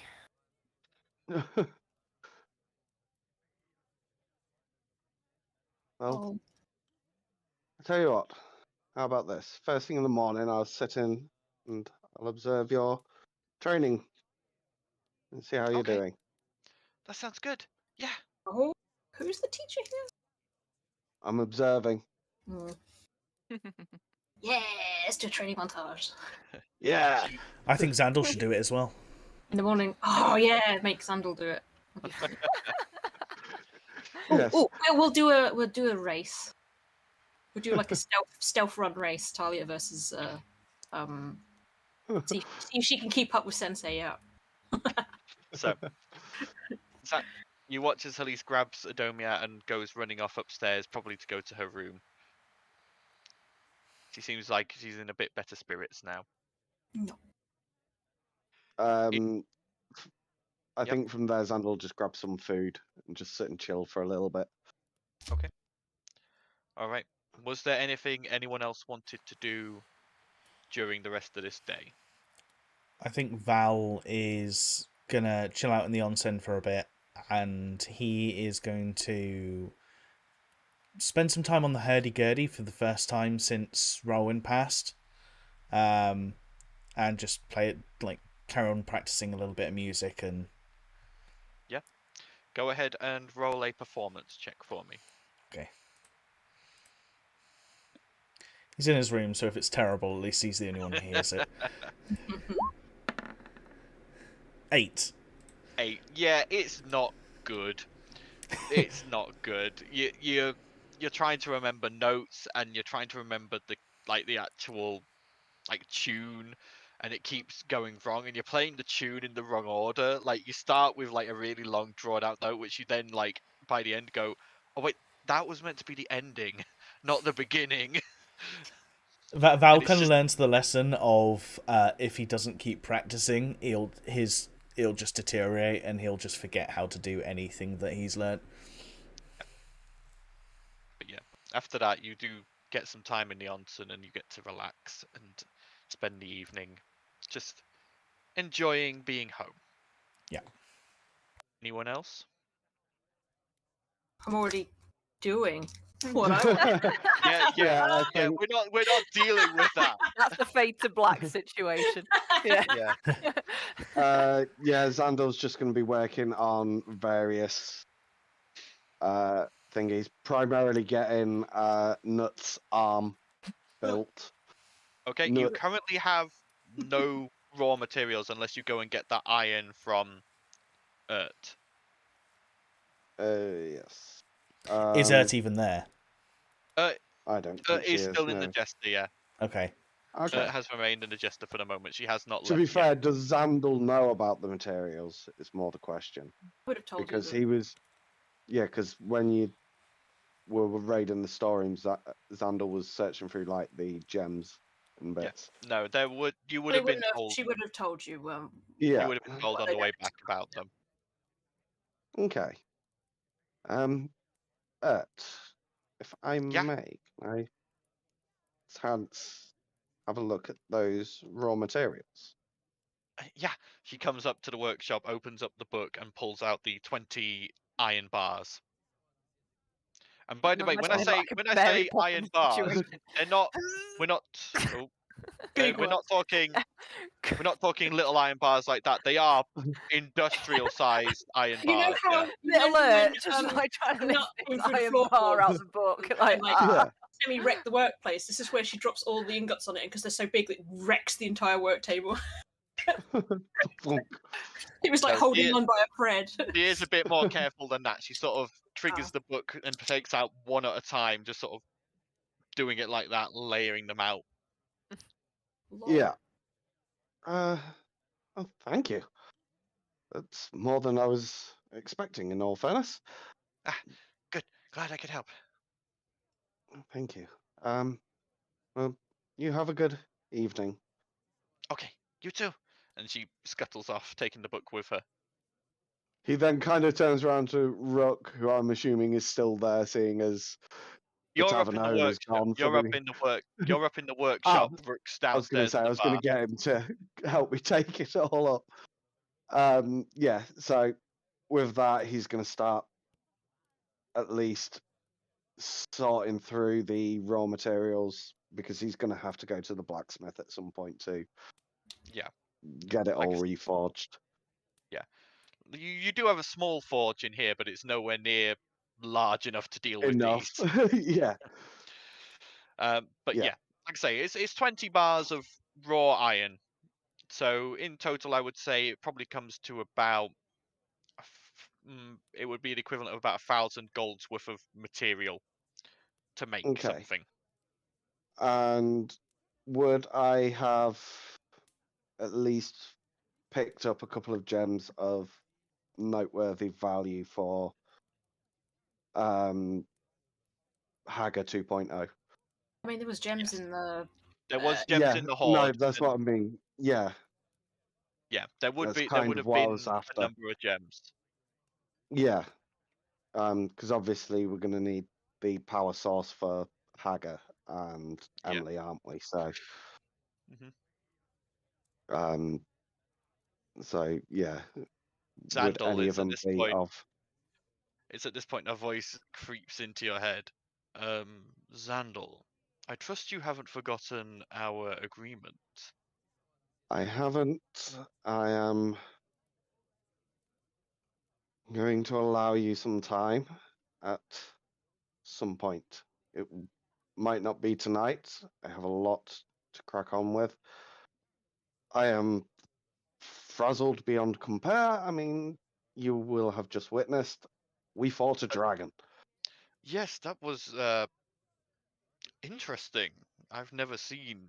My realm doesn't really have dragons as such. Instead, we have giant worms, which are in some ways easier to deal with, in some ways harder. Yes. Well, that was my first time fighting one. As you can see by my clothes, my hair, me. Just need a moment of calm. Normality. Very well, just as long as you haven't forgotten our agreement. I haven't. Good. I also haven't forgotten the stipulations either.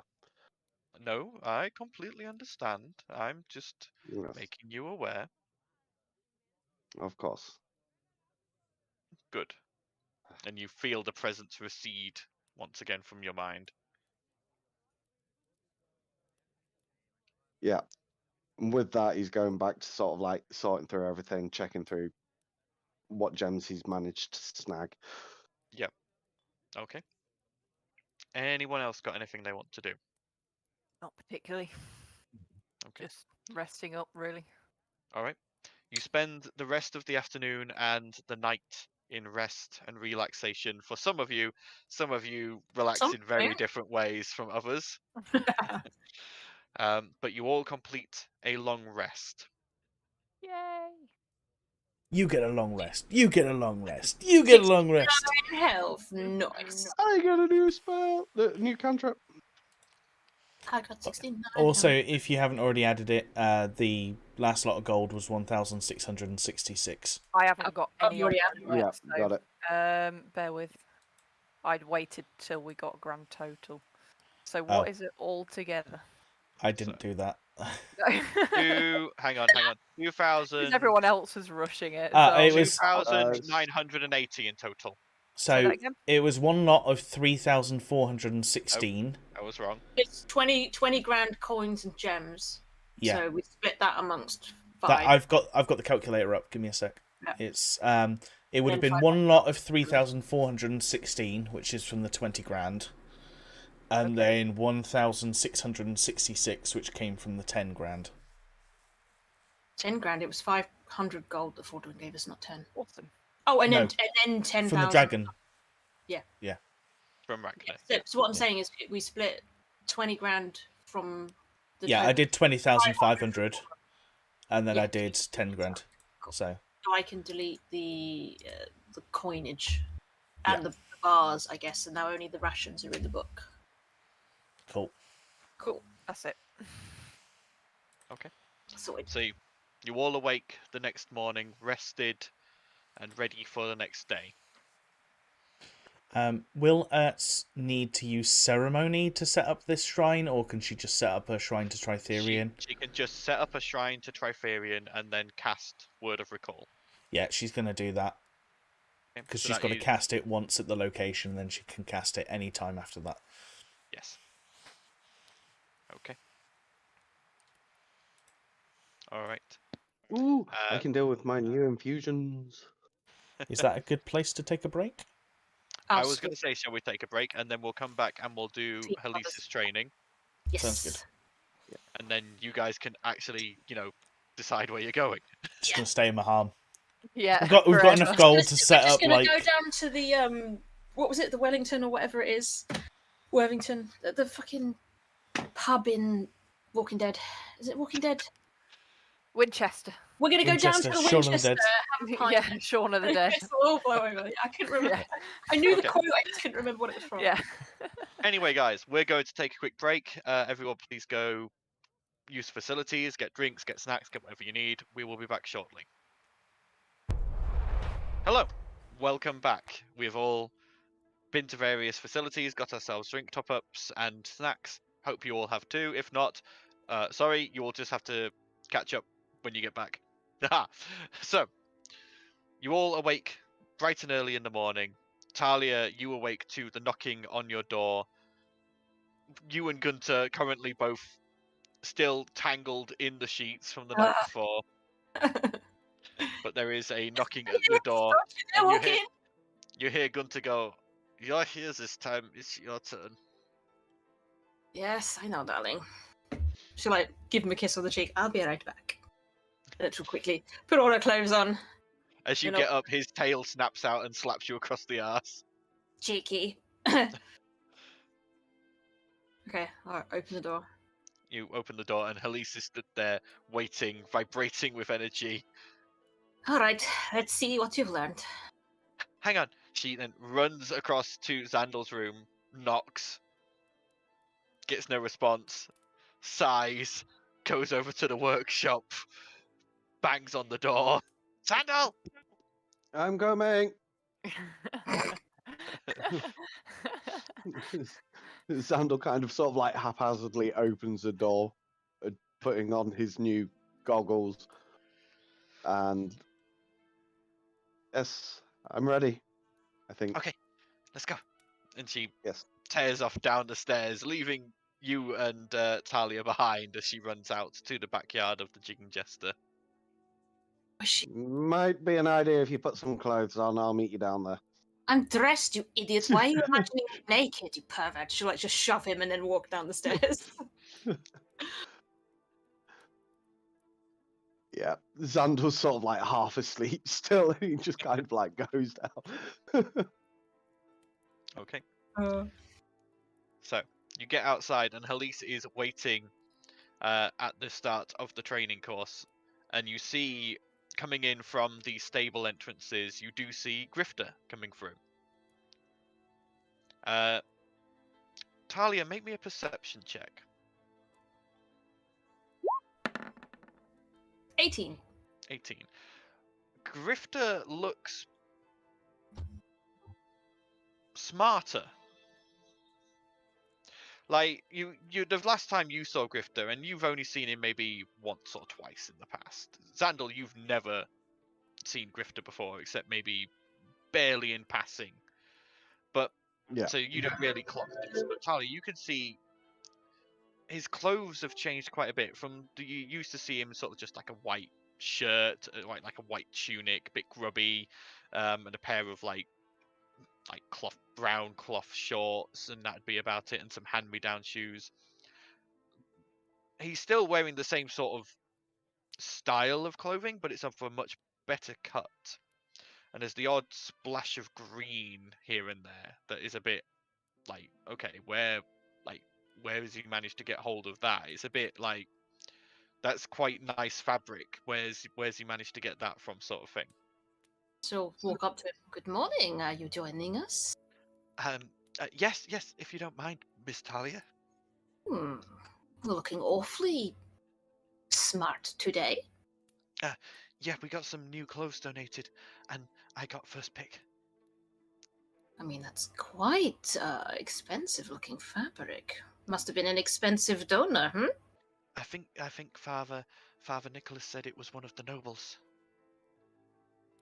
Smythe, perhaps. Maybe, but I thought I'd better start looking a bit neater if I'm going to be starting looking for apprenticeships soon. Ah, trying to be a bit more of a respectable gentleman. Not maybe respectable, but at least a bit better turned out. Very well. I hope you don't mind getting your clothes a bit grubby. No, I'll get them washed later. All right. To the starting line. I'll be joining you at the starting line today. We're going to see how well Helise is doing. Okay. You all three line up at the starting line. Okay. So, the normal obstacle course, yeah? Yeah, maybe we switched it up a bit in the night just to add a few extra obstacles and that lot. And then, yeah. Xandal, if you'd do us the pleasure of counting us down.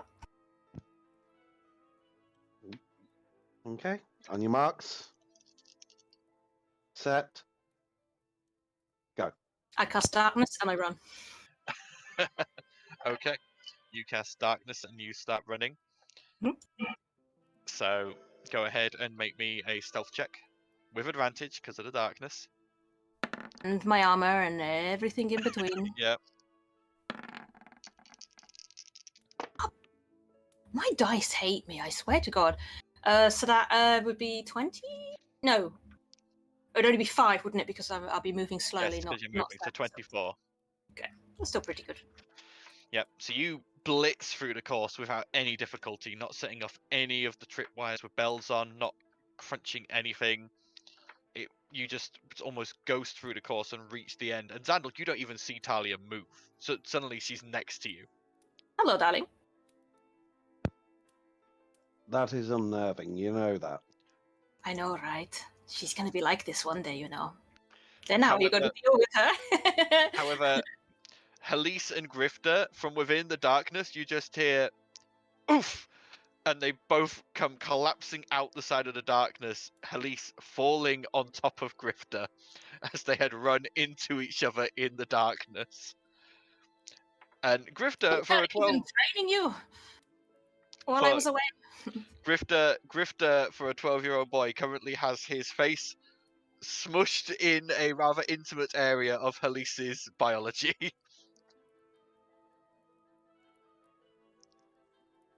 It's awkward. You can stand up now. Helise just quickly gets up and goes, sorry, and pulls Grifter up. Grifter is bright red and doesn't know where to look. Despite the fact... pair of eyes boring into the back of his head as well, like, Well, I must say, I was expecting at least some progress, Helise. The darkness took us by surprise. And what did I tell you about dealing with surprises?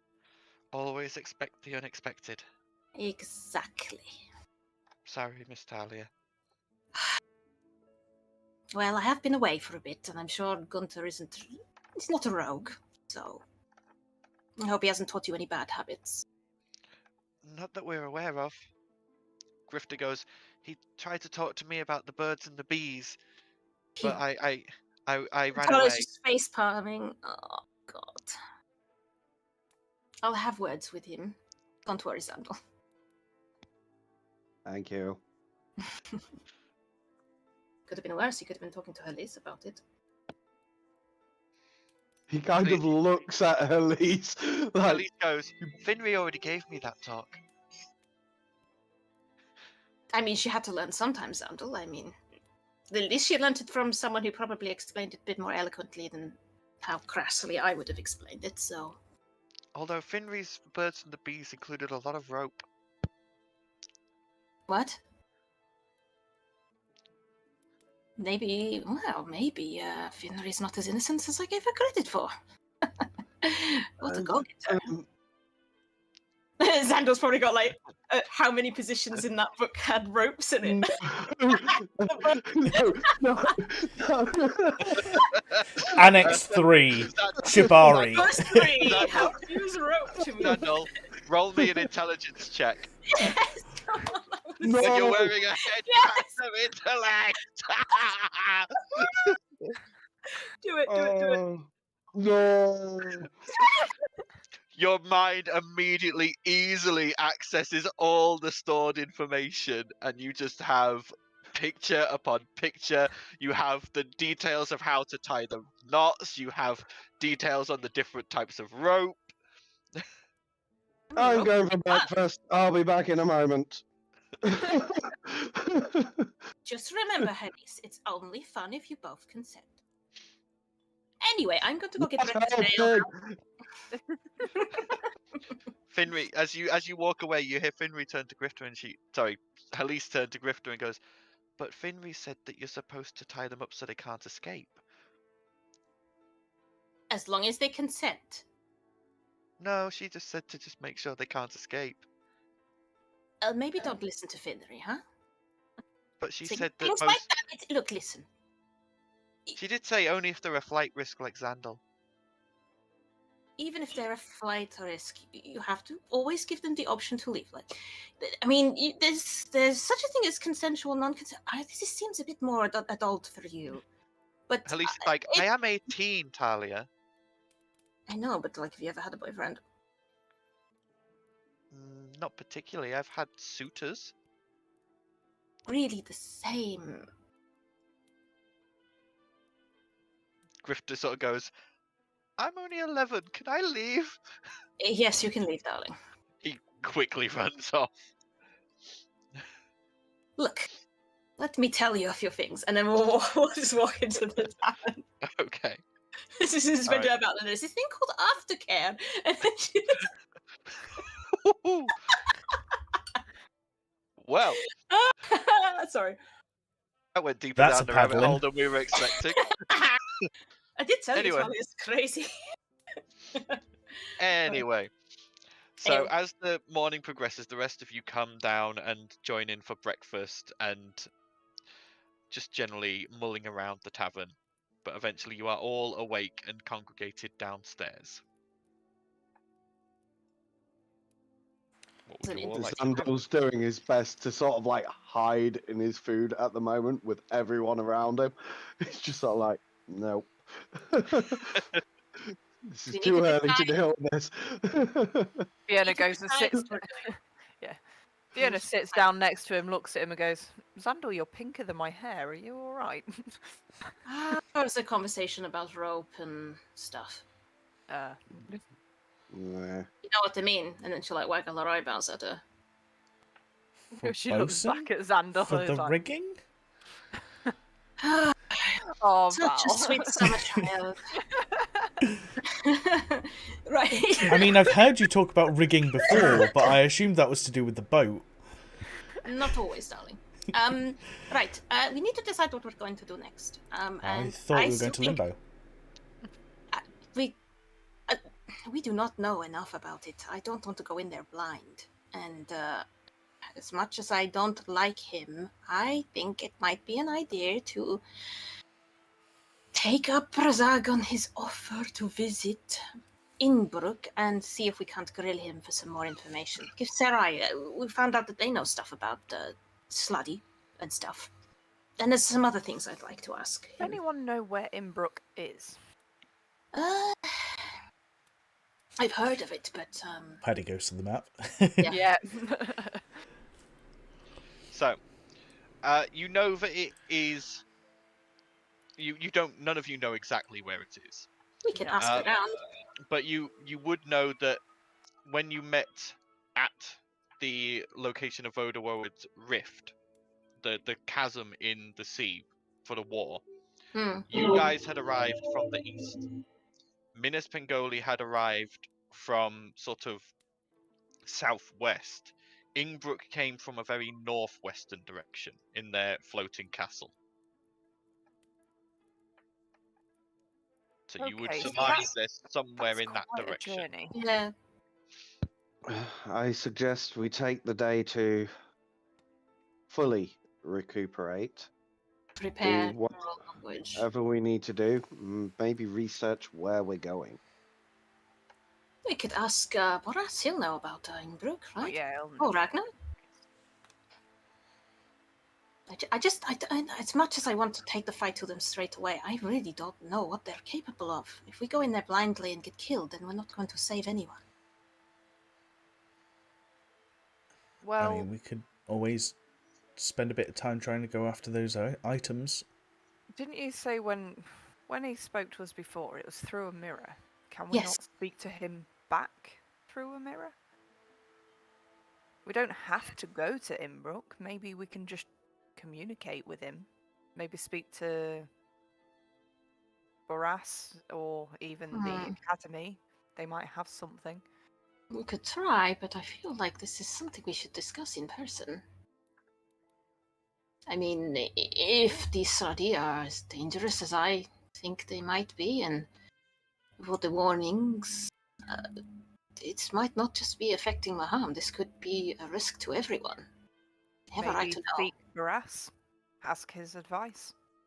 Yes, that seems like a good idea. Let's go talk to Boras, see what he has to say. Maybe he can advise us on a better course of action. I was going to say, diplomat. I know, I forget you're a diplomat sometimes. While you guys are doing that, I need to head to the blacksmiths for a short while. Right. Oh, I need to give something to Gunther first, as well. Scale. I meant to give it to him last night and I got distracted. If Gunter was there, he'd make a comment that you gave him plenty last night. Right, I'll go and... Ert, can I borrow the book a second? I need to get some things out of it. Yeah. And she gets the book out. I'll take the scale out and then I'll go upstairs. Okay. Find Gunther. Head upstairs. Gunter is still asleep in the bed. You are such a lazy bones. Who really runs the Jester? I'm sure it's Rook, not you. He sort of Sometimes. snorts and wakes up, looks at you and goes, I own it. He runs it. It works. I suppose. I have a present for you. Yeah? Here. And she'll pop the scale on it. That is a floaty scale from a jade dragon. Thought it might look cool hanging up on the in the chester. I mean, it looks topaz, not jade. Topaz, I meant. Ah, I don't okay. look at the Well, part of gems. I just know they're valuable. Okay. all right. Well, thank you very much. I will get this mounted somewhere. Probably up around your guys, dais. Can be like One of your. excellent. Yeah, I think that would be good. I might make a painting. Oh, Oh, Group painting? You guys fighting a dragon sounds like a pretty good painting, yeah? yeah. We'll be clothed, all right. I know what your painting's like. I mean, the public one, yes. The private one, maybe not. I can hang that up stairs by the meeting room. Maybe. We'll see. Right. We are going to ask Baras some advice, and then we may be going off on another voyage. Oh, okay. Well, stay safe as always. And he reaches up to his neck, takes off the pendant, and offers it out to you. And so give him hers. Thank you. Hopefully we won't be gone long. I'll try and come back and say goodbye if we do decide we have to go somewhere. I'd hope so. Right, well. Catch you later. Yes, I'm going back to sleep now. Good night. And he tosses himself back down onto the pillows. Lazy. It's before noon. Ah, lovable idiot. And then she'll leave. Okay. So you all make your way out of the Jester and head your way down to Halcyon Heights to the Sovereign Citadel. Once there, you meet a guard at the door who you then request whether Baras is available. They run in, and about 20 minutes later, you are being escorted through the halls of the Sovereign Citadel to your usual meeting room, where you find Barras already sat waiting, dressed, and enjoying what looks to be a cup of some kind of hot drink. As he goes, welcome back. I Oh, have been hearing you've had some adventures. Yep. How can I help you today? kind I'd of like neat. some advice. Yeah. Believe it or not. Very well, please sit. Value your opinion. Glad to hear it. I value yours as well. So, what do you need advice on? Well, Well, I feel yeah. like we don't have enough information on this problem. I see. And what solutions have you come to for this?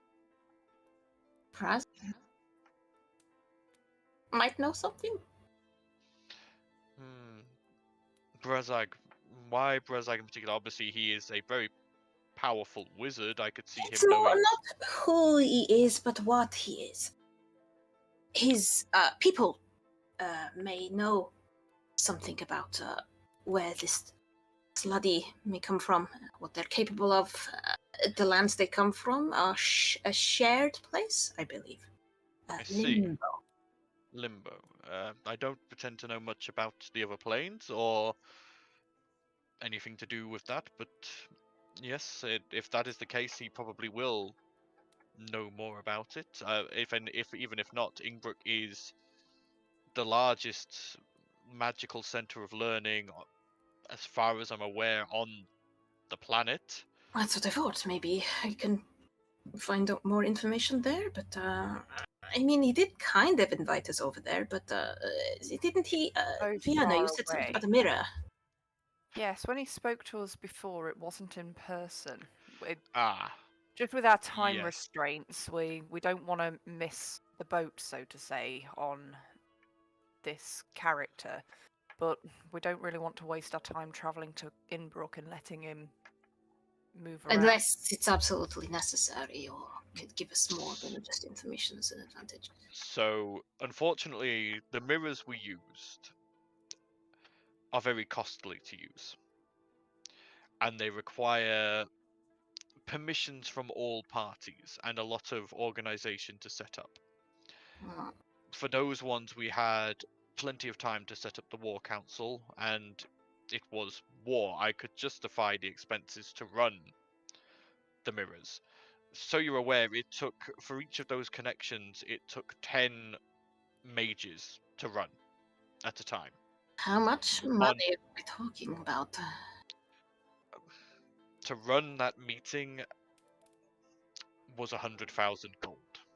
Yeah, that's a bit above our pay grade, Vienna. Yep, I think mirrors maybe not the sound. Again, I could justify it for that meeting because it was... Yeah, it's not justifiable for a quick chit chat, really. I mean, like, it's the biggest magical place in the world. They must have some way of, I don't know, teleporting us there or something. Like, could we not arrange something like that? They maybe do, but the problem is, will they show it? You do have to remember, though we are friendly with Ingbrook, they are still their own city-state, and they keep their cards close to their chest. They're not exactly going to go... Or about the whole giant ship that you built in secret. Yes, we've all got our own secrets, and we've all got our own diplomatic toes that we don't step on. Though they may have such abilities, they're not exactly going to show them off, especially for adventurers from another city. If they were hoping to impress you and win you to their side, perhaps. But we know Brazag was dubious about your party in the first place anyway. I mean, we did show him a bit. You did, but at the same time, that does not necessarily mean he is going to extend more than he has to. He has laid an invitation at your feet, but I believe he will quite clearly state it is down to you to make arrangements. Indeed. He is not going to waste his city's resources. He is quite on- prickly. Indeed.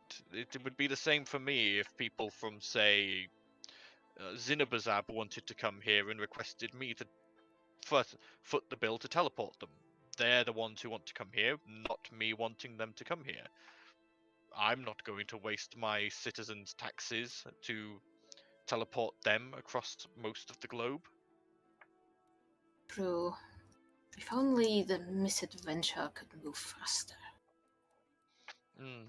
I can't say anything about that, unfortunately. Well, I mean, However, I suggested it is because I thought, well, you know, the more we use these magical items to be found, the better they are, and we haven't really used the misadventure enough, really, to make it wake up.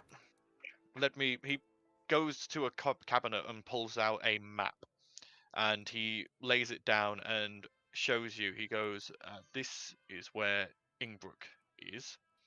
And because of this, you get a really big amount of reveal. Oh, that's actually less distance than Minas Pingoli.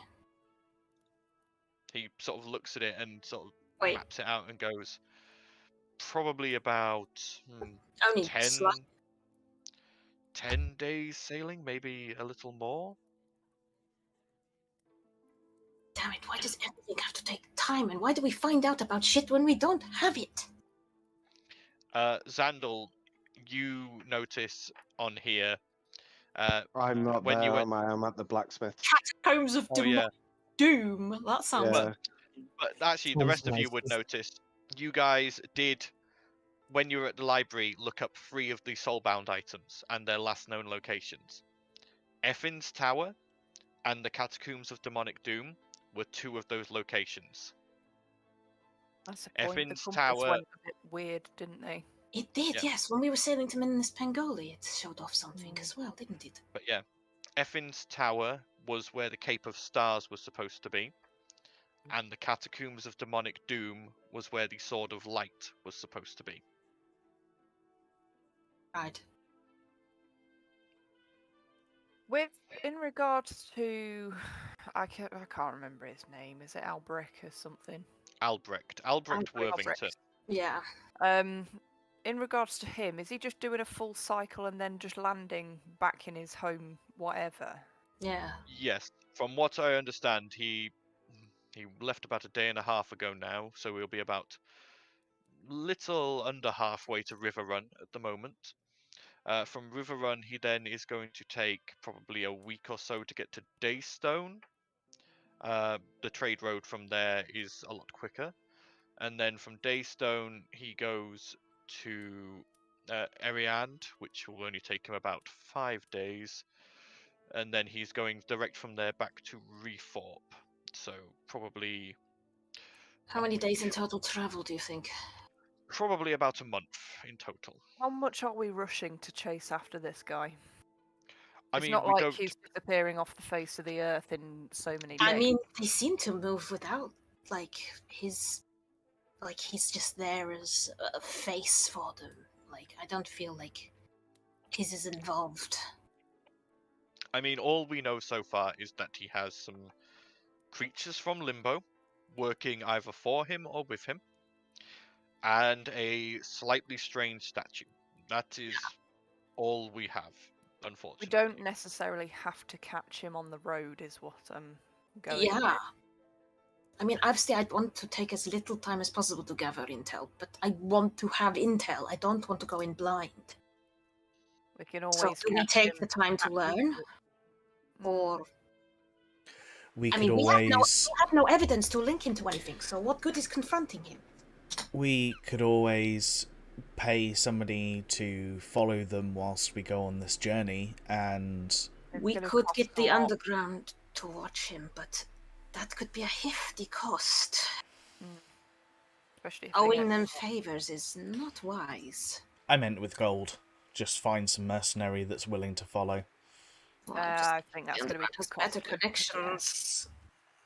And we might get away with just a favor. It's just the worry of what that favor might be.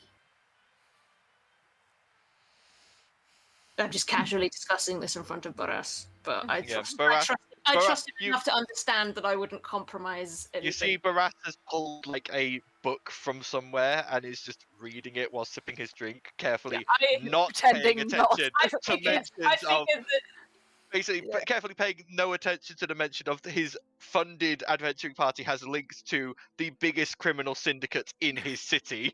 And I think that just goes to show that, Talia's like, it's a subtle way of informing him without really saying anything. And being like, not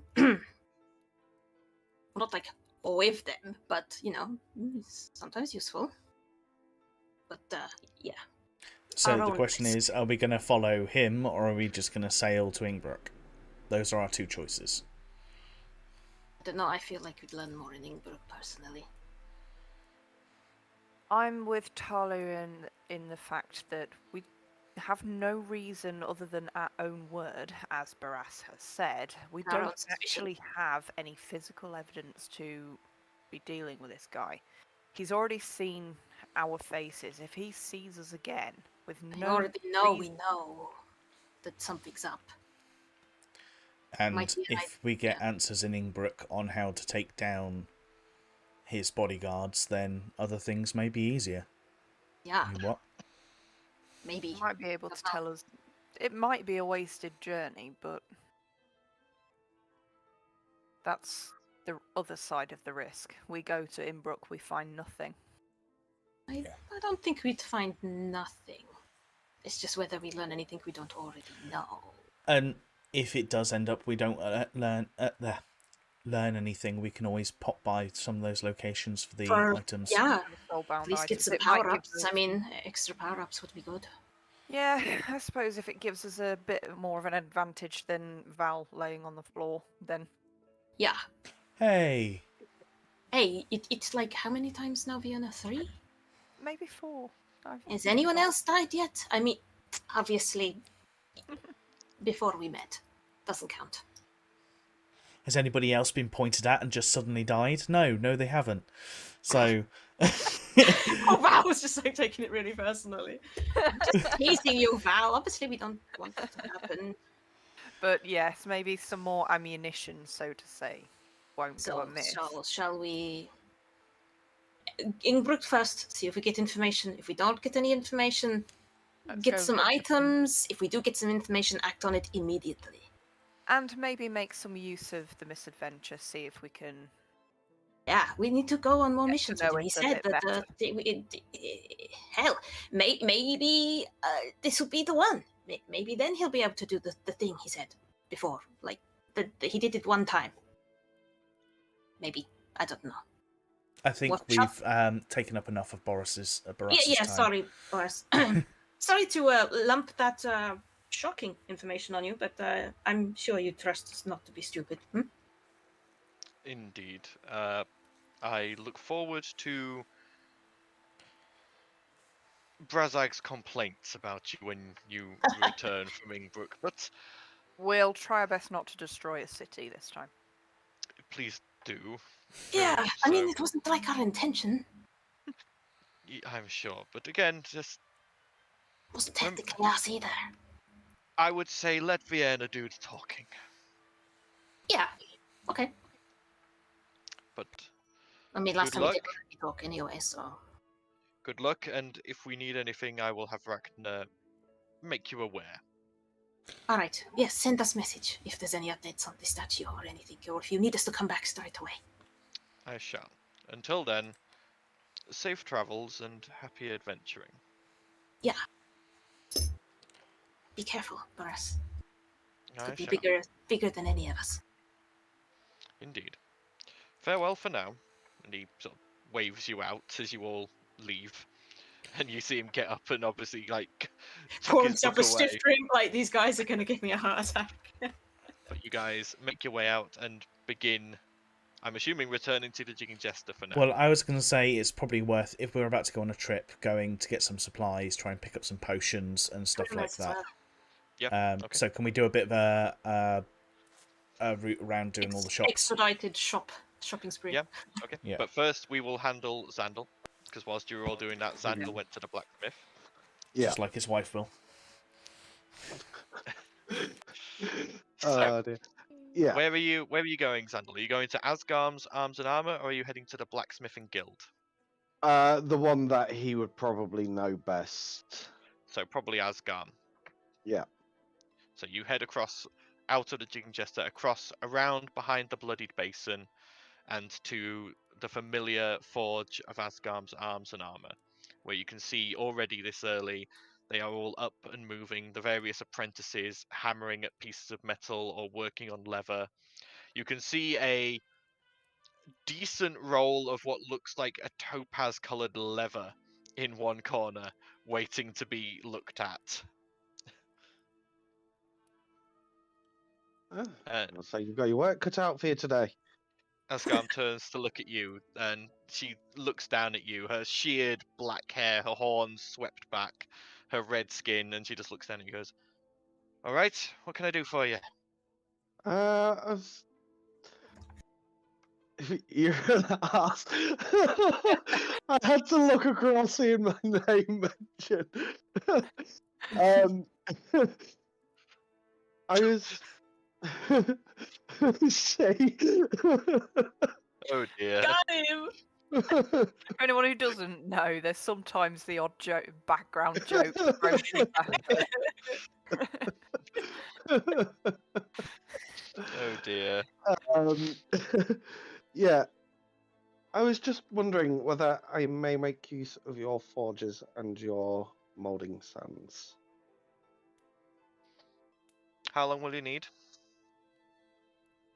He kind of like reaches round and moves what he now has a bag of holding, as he's changed all his infusions, and pulls out like at least one of the ingots as best he can. He's like, It is got a few heavy. of these. Yeah, you can almost see him sort of like trying to sort of like not teeter over. I have a few of these. Probably fit 10 of those in the forge at a time. So, how many in total? I need it. You remember the big gorilla robot I had? Yes. I kind of need to make improvements to it, but roughly a similar sort of shape to that, twice. Uh-huh. For two, probably, I can give you 3 hours. It'll cost you 20 gold. I can do that. And he Okay. pays 20 gold. She takes the gold, shouts to a couple of the apprentices, and they move away from one of the large forges, and she goes, "You can use that one. Just don't Thank get in you very anyone's way." much. Of course. And with that, he begins the process of forging or melting down the iron ingots into a pourable substance, and then begins designing the new framework for Haga 2.0 and Emily. Yep. Okay. So you spend the next 3 hours doing that. I'd say with 3 hours, you get most of the frameworks for both done, because this is... Yeah. There are some bits that are interchangeable, so you have a couple that you can just reuse the molds, but it does take a while. You've still got some more to do, but you've got, I'd say with that as well, you probably use, for the amount we're looking at there, the size of the bars, I'd say use 12 of the bars for what you get in 3 hours. Yeah. Okay. Awesome. So, thank you. For the rest of you, while Sandal is smelting, where are you heading first? I want to go Wilmer's at some point, but I also want to go get potions from somewhere. I can't remember where we got potions from. Absam. Absam at the Apothecary Guild. Okay, so probably Absam first to get potions, and then Wilmer's. Okay. And then maybe Zeke's. Okay. So you guys make your way back to the Gateway District, round past the Jigging Jester, and up into the Guild District. Through that area, you eventually come to the Apothecary Guild, which is looking much nicer these days. Like, there's less explosion holes and charred bits on the walls. Instead, there is like now a few bunches of flowers growing from window boxes. You can see like a couple of fountains. It's looking much, much nicer. And as you open the door and walk in, you can see the receptionist is sat there drinking like a small cup of like a hot drink, and looks up at you and goes, "Oh, hello. Can I help you?" Afternoon. We're after buying some potions, potentially of healing or other uses, depending on what you've got for sale. You'll have to talk to the guildmaster, but he's in at the moment if you want to go upstairs. Okey-doke. Okay, you go upstairs, and again, this hallway that you were so used to before being like covered in dents and weird alchemical substances is much changed. There is a plush, like red carpet underneath your feet. The walls are tastefully decorated. Everything just seems much nicer and more professional than you're used to. And Even as the you receptionist is calm. yeah, as you approach the door that used to be like this heavy set metal blast door, it's now just this very nice mahogany door. And as you go to knock, it opens, and stood in front of you is, for some of you, a familiar tabaxi, black furred with a couple of white dots here and there, wearing a deep red dress, which she is currently just readjusting over her bust. And she goes, "Oh well, hello. Don't mind me. I was just leaving. Come along, Helga." And she walks past you, and the Goliath bodyguard sort of bends through the door, looks at you all, and goes, and walks slowly past, following the Scarlet, the mistress of the silk cheeks. Gonna go in there grinning. Absum. What have Absum is you been there, up slightly to, darling? flushed, and quickly adjusting his robes. Goes, just a business deal. Of course it was. Yes, just a business deal. I provide Mhm. some potions for the ladies at the Silk Cheeks, preventatives, if you will. I think I get your drift. Indeed, they pay well. Do they now? I don't think they pay in gold. Mostly in gold, but yes. I Anyway, don't begrudge a guy a little spice in his life. anyway, how can I help you today? Potions. We need potions. Potions. Anything in particular? Healing? Healing would be preferable if you've got anything that adventurers might use. Did you make any of those potions I suggested? Which ones did you suggest? Wasn't there something about something that gives you like better defense, like iron skin or some shit? I can't remember exactly what I said a while back when you were suggesting the bouncy potion, or whatever it was. No, I've not managed to make anything like that yet. Obviously, I'm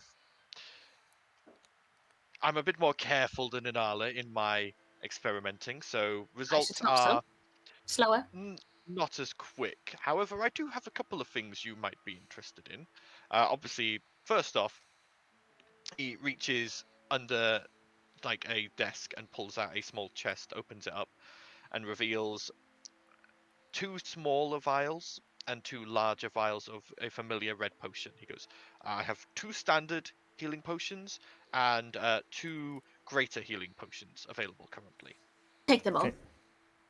Okay, so in total that will be 400 gold, please.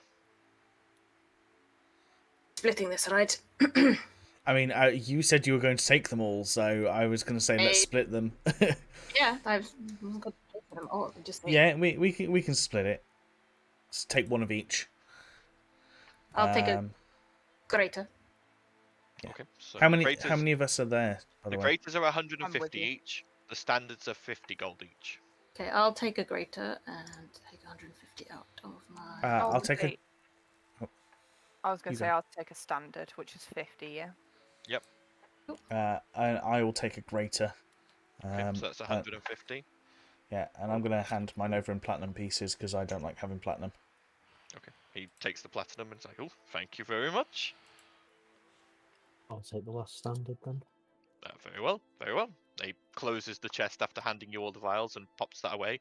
He then reaches back under the desk and draws out 3 separate vials, each with a different potion inside. I haven't quite got what you requested, but I do have a couple of interesting things here. The first one, he taps the left-hand vial, and it's a crimson liquid which regularly pulses with dull light, almost like a heartbeat. This is a potion of vitality. When you drink it, it removes any exhaustion, diseases, or poisons. And it has a small amount of regenerative properties. Could be useful. Val? I mean, I kind of have this, which Yes, does a not- little bit of that. Not everyone has that ability, Val. No, I know. That's why I'm saying it might be worth somebody else picking up that potion rather than me. That one will run you 300 gold. I'll take it. Very well. He hands that over to you. Add that to your journal, Vienna. So effectively what that does is when you drink it... Hang on, just got to find Vienna. There we go. When you drink it, it removes any exhaustion levels that you are suffering and cures any disease or poison instantly. So even if you were at 5 levels of exhaustion, if you drank that, it removes all 5 levels. All of it. Okay. All of it. And for the next 24 hours, whenever you spend hit dice, you regain the maximum health possible from your hit dice. You don't have to roll. You just automatically get the full amount back. Okay. To be used in an emergency only. Yeah, that is... He goes, That's that one last is... resort. Yeah. That one is very hard to make. It is quite rare ingredients, so unfortunately I won't have them in too often, but if that is something that you are interested in, I will endeavour to have that available as often as possible. Yeah. Next, he taps the middle vial, which is a dense purple liquid which has like a pink cloud, ovoid pink cloud floating in it. This is a potion of mind reading.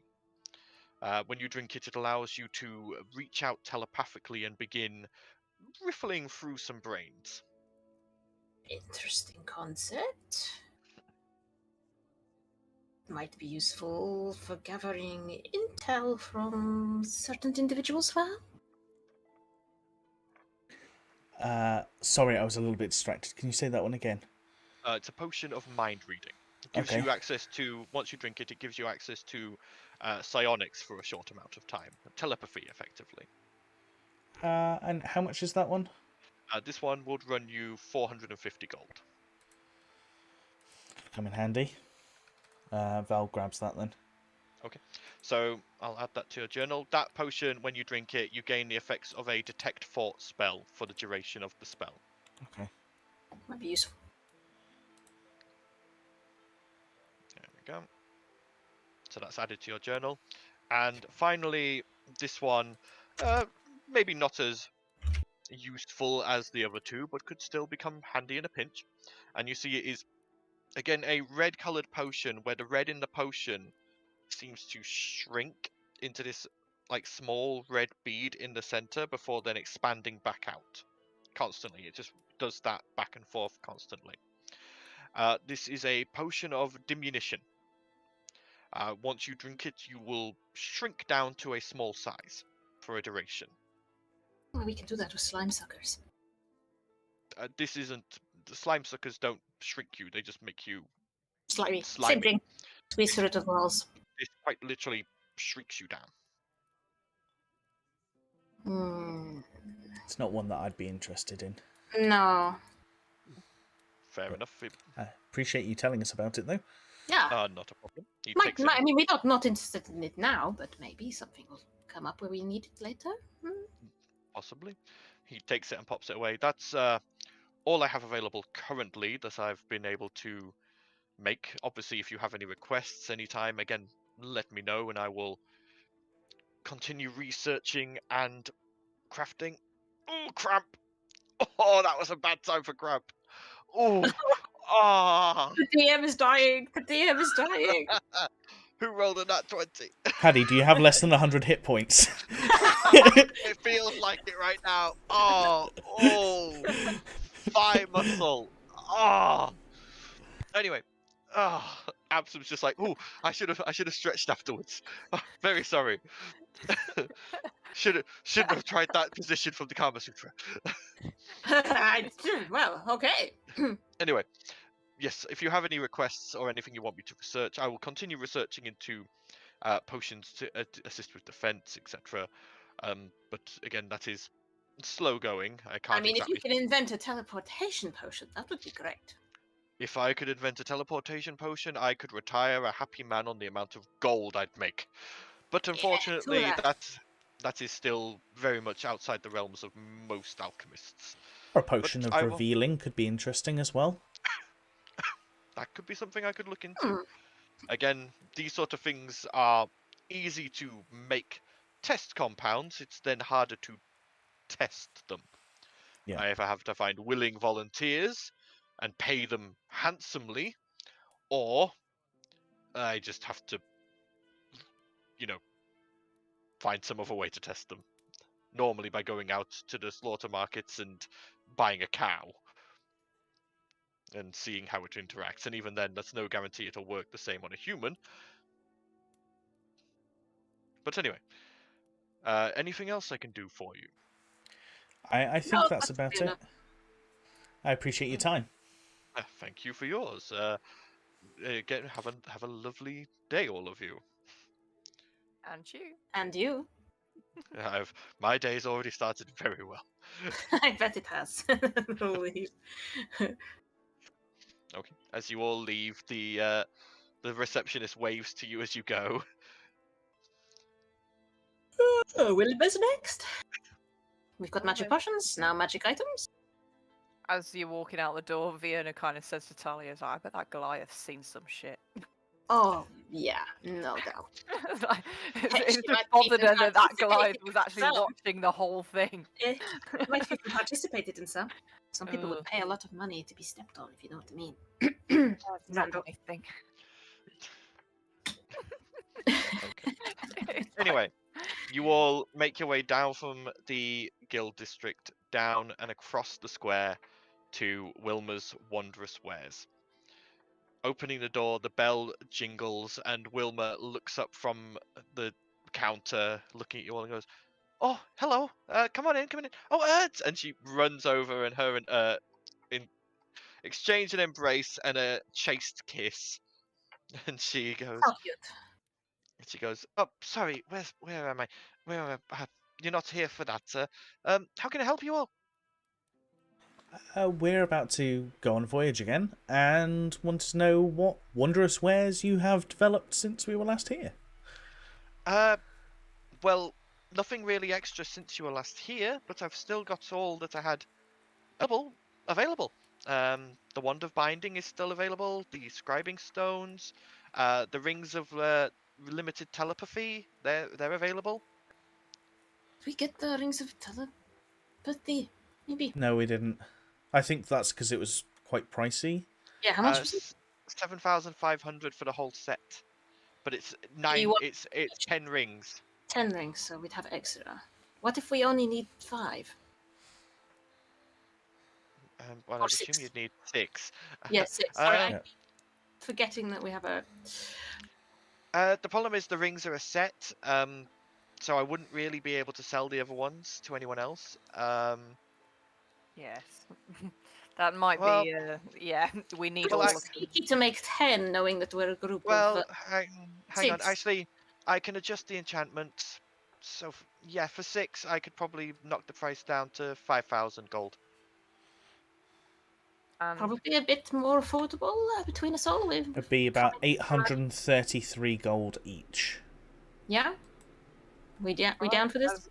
As long as the other ones are got rid of, because I'm not really comfortable with others claiming the rings and listening Well, again, I will adjust the enchantment on the remaining rings before I sell them to anyone else, or as you say, I will probably end up slagging them down for the parts. Is it worth us getting 7 and leaving 1 with somebody we trust in Maham in case something goes wrong?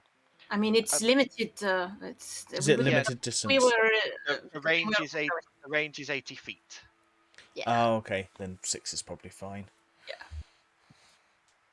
So, 830 each then. Yeah.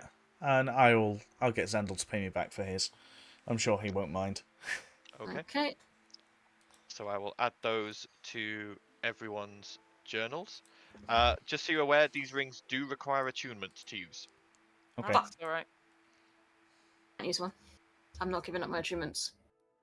Gonna be like a Wait. random night when no one can sleep, and they'll be like, "Talia, are you awake?" Hang on, Yes, I'm sorry. awake. I didn't have Ebon Shot doesn't require attunement, so it was my chameleon armor, boots of agility, and vambraces of defense, wasn't it? Yes. Yeah, for some reason I wasn't attuned to my vambraces, and it's not made any difference to my defense. Can you just check my character sheet? Is that correct? Like, is Hang my on. AC correct? Hang Because on. I wasn't attuned to it for some reason on my sheet, so I don't know whether that 17 is with the armor or without Hang on. braces. Give me a moment. Takes a while to get to things, you know. Sorry.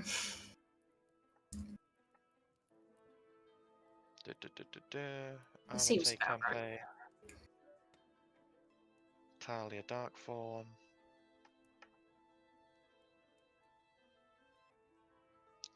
So armor class of 17. With my dex. Infantry. So you're wearing chameleon armor, which is a base AC of 11. Then you add your dex, which is a +4, so that would take you to 15. So you're getting a +2 from somewhere. Yeah, so that's probably from the vambraces of defense. Yeah. And because my dex is 19 or whatever it is. Because the vambraces of defense make my AC 16. Yeah. Because I originally had 15 armor from wearing the chameleon armor. Yeah. And then it bumped me up to 16, and then obviously because my dex is now higher. Is that right? No, so the chameleon armor is a base AC of 11 because it's leather armor.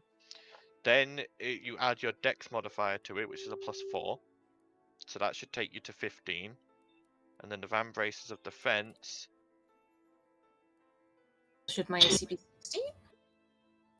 So because your dex has gone up, so when you homebrewed that item, so when you did that, your AC was lower, your dex was lower, so you set it to 16, but it's now bumped it to 17 because your dex is higher. So it's right. It was just So it is right. it Yes. completely ignored the ticking it that it was attuned.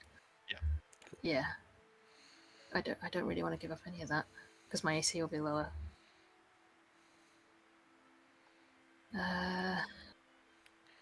Yeah. So I won't. I guess there's no point having the rings then. I mean, the rest of you can use them, but True.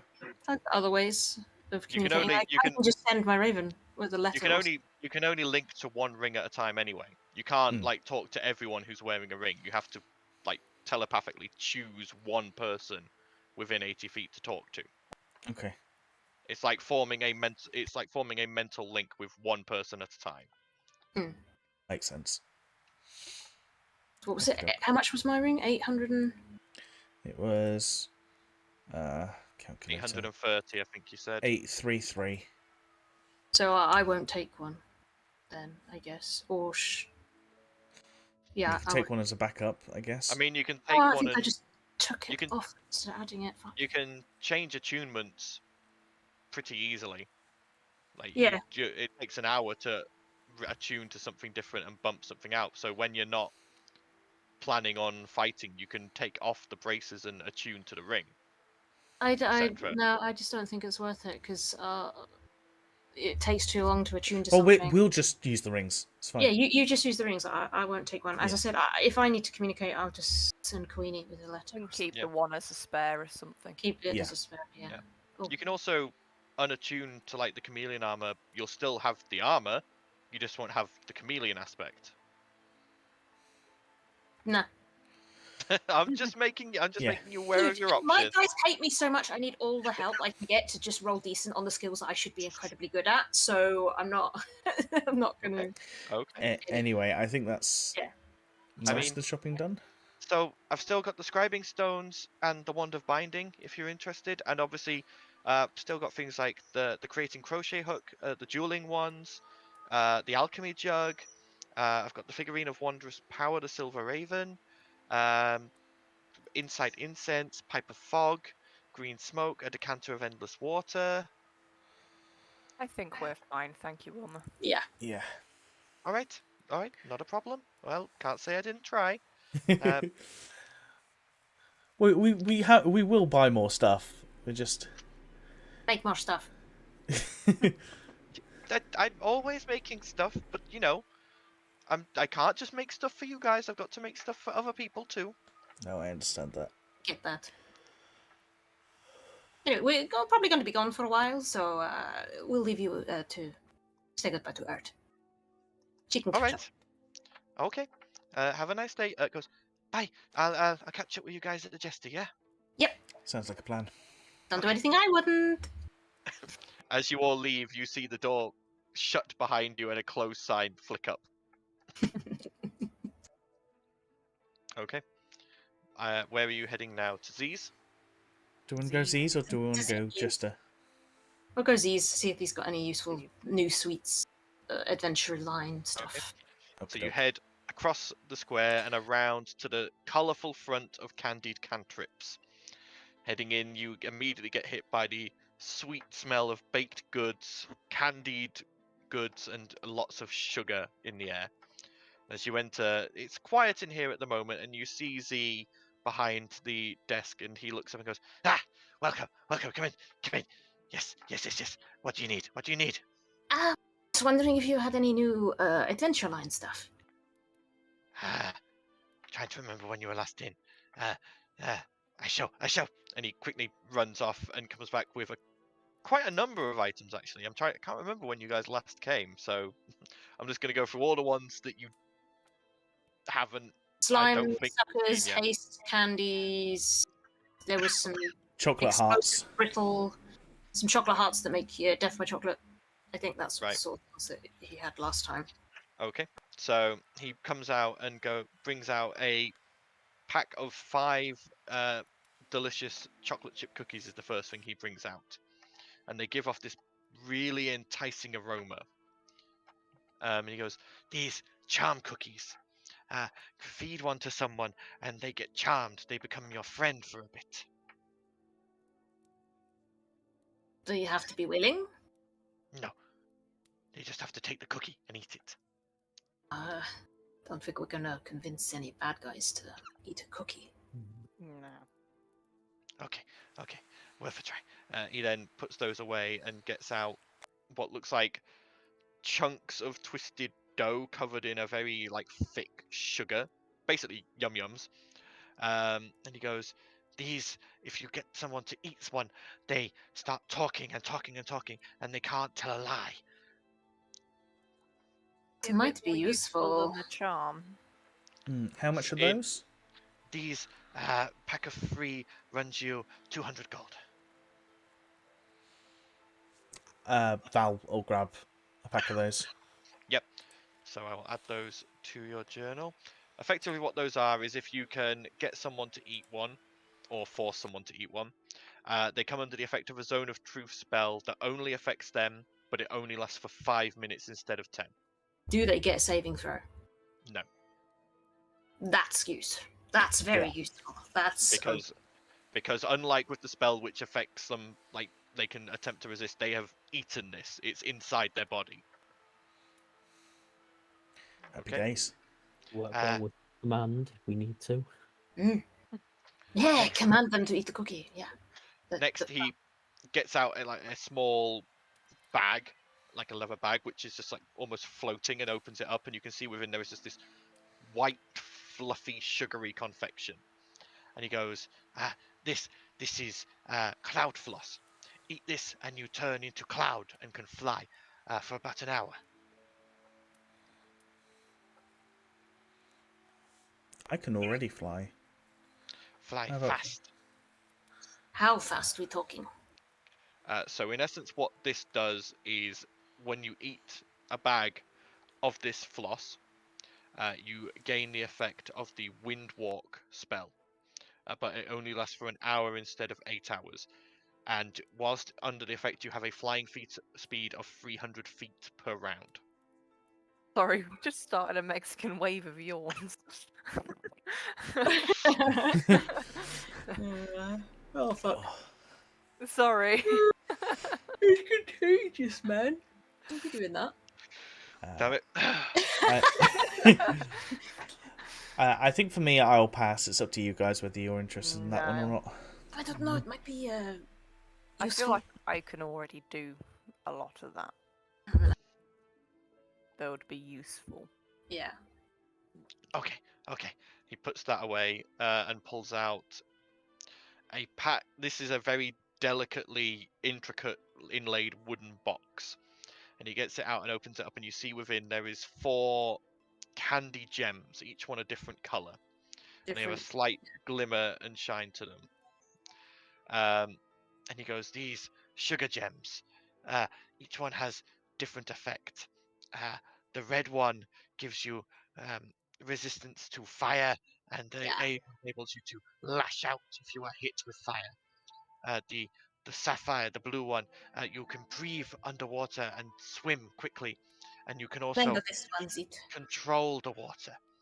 The yellow one, the topaz, you cannot be paralyzed, and you get little crackles of electricity, and if you are wielding something metallic, it can transfer down it. You got anything that's good with wisdom?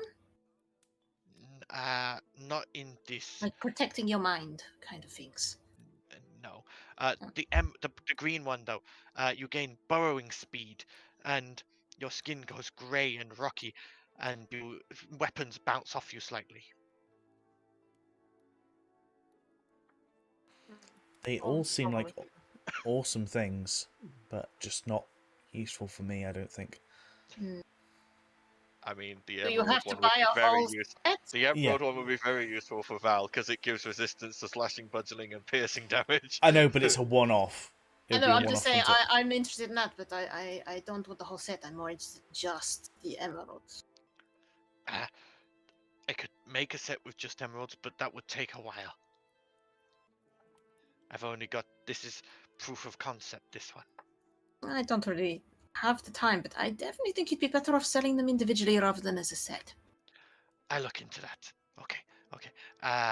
What else? Oh, he pulls out a bag of what looks like bonbons, and they seem to vibrate and bounce a little bit. Eating one of these makes you jump really high.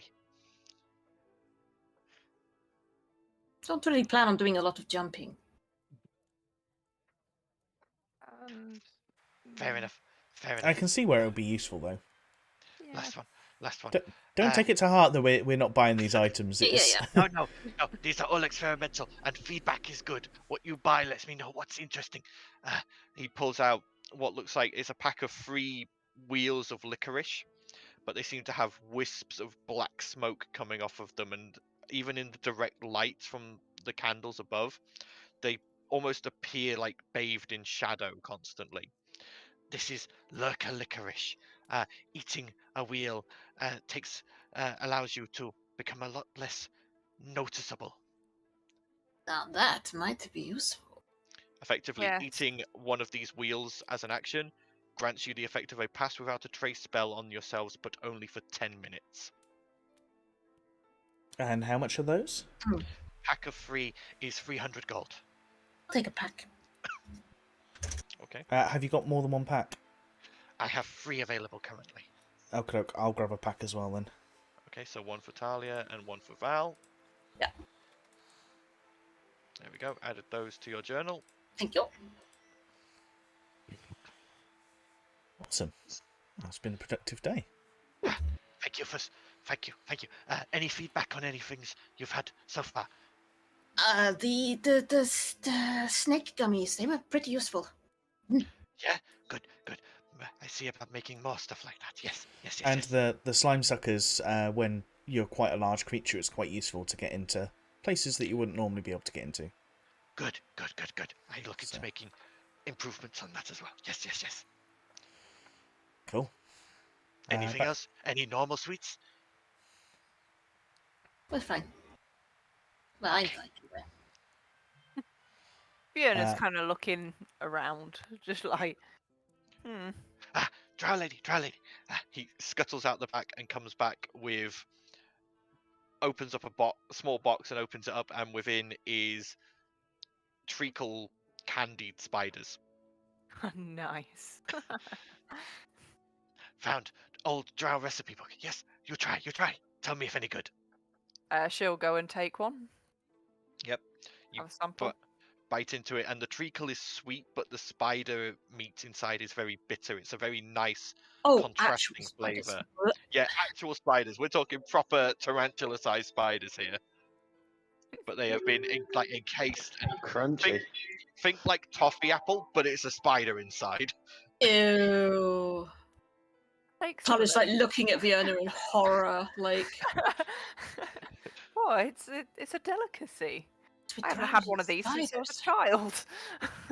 Any good? Yes. No. Takes me right back. I will take some. That'll be 10 silver, please. 10 silver coming up. He wraps up the box and hands it to you. Oh, have you got anything? Absolute torture Talia's going to get now. Just be honest with that.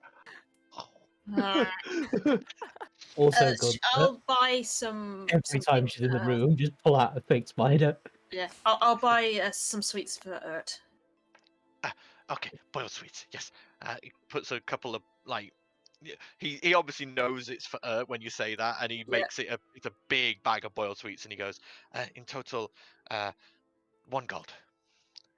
There you go. Thank you. Takes it, pops it away. Cool. Give them to her later. Back to the jester? Yeah. Back to the jester. Okay.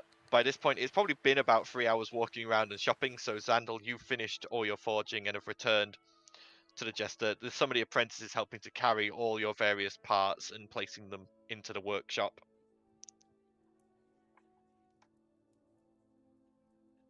Thank you very much. And he sort of gives them each a gold for assisting with the Thank you, sir. Thank you.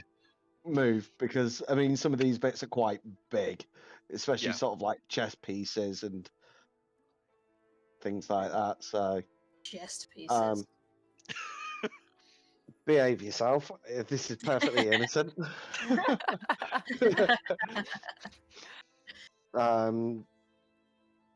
So yeah, and with that, he's just going to sort of start attaching. He's just going to go straight to the workshop and just start attaching what pieces he can to the sort of framework that he's got in the workshop already. Yep. Okay. So you get started on that just as the others arrive back. Okay. About probably 2 hours later, Ert comes in, little ruffled, but she's there, and she goes, "Right, what now?" Have a drink, rest up, leave in the morning, or do we want to leave right now? Sleep on the ship. That is probably actually not a bad idea. Get a little boost. Yeah, I think sooner we get going, the better. Yeah, have a little bit of food here, drink, and then just go straight down, and then get our voyage on the go. Yeah. Okay. Oh, Ert, I got you something, and then she'll pull out the bag of sweets and put it on the table for the trip. The book comes out. Shoop. Can stock up your little basket of sweets. Yeah. Okay. So, you all have a bite to eat and a drink and say your various goodbyes to Gunter, Rook, Helise, and then make your way down to the misadventure. Is anyone got anything? I mean, Xandal, are you taking the frames with you, or are you leaving them there? I'll probably take some smaller bits to work with. There's no point in trying to build 2 giant robots when I can probably work on the smaller bits that I'm working on as well. Okay. And are you taking Emily with you, or are you leaving Emily behind? Yeah, I'm leaving Emily behind with Rook in his care. Rook just lifts Emily up, and Emily goes, "Hello," and Rook goes, "Hello." They'd just be talking the same, repeating each other's sentences. Yes. We come back to epic conversations. But Emily and Rook wave you off along with Gunter and Talise as you get to the misadventure and climb up the gangplank, and Bosun and the crew form and they go, "Alright, didn't expect you back this quickly. Where are we going?" Bro, To adventure. the steel magic and to adventure. Ingbrook. Yeah. Okay. Before Where's we actually Ingbrook? get on the boat, Vienna will just kind of lean down to Xandal going, "You've remembered to say your goodbyes this time, haven't you?" Didn't. You're on mute. So I am. She knows that we were going, oddly enough, before we did. I mean, you still should have said goodbye. She'd have appreciated it. Yes. I'll be right back. He just goes tearing off. Don't Okay. forget to kiss her! She'll scream after him. Shut up! So Xandal, you run up through the Patchwork Bazaar into Halcyon Heights and to the Shattersun estate. You see the cottage ahead of you, and I'm assuming you bang on the door. Yeah. Probably quite out of breath by this point with your little halfling legs. The door opens, and you see Cyrus Shattersun there, and he looks down at you, Xandal, and goes, "Xandal, come to visit Finri?" Very briefly, we're about to leave on another journey. I just wanted to say goodbye before we left. Ah, well, she's just gotten out the bath. One moment. Finri! And he walks in, and then you hear scuffling, and about 5 minutes later, Finri comes down dressed in a very simple, flowing white dress, her hair still slightly damp. And she looks down at you and goes, "So you're leaving again?"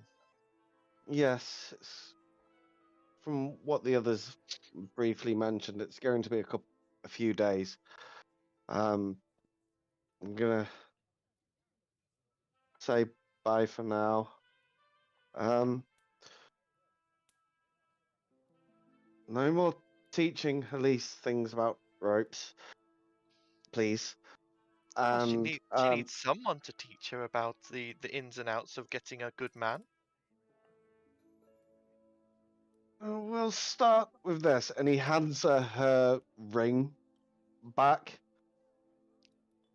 She takes it, looks at you, looks at the ring, and goes, "Does this mean what I think it means, Xandal?"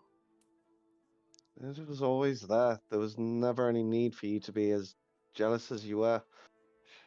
You are scooped up, Xandal, and before you know it, Finri has pinned you against the wall and is kissing you deeply. Hell yeah! Get in there!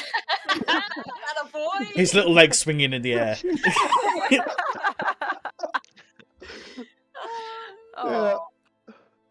And after probably about 5 minutes, you are eventually put down back on the floor, and she goes, "Do be safe, husband to be."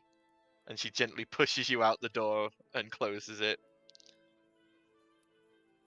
There is a very giddy walk back to ship. The rest of you eventually see Xandal returning, walking like he is 3 feet tall.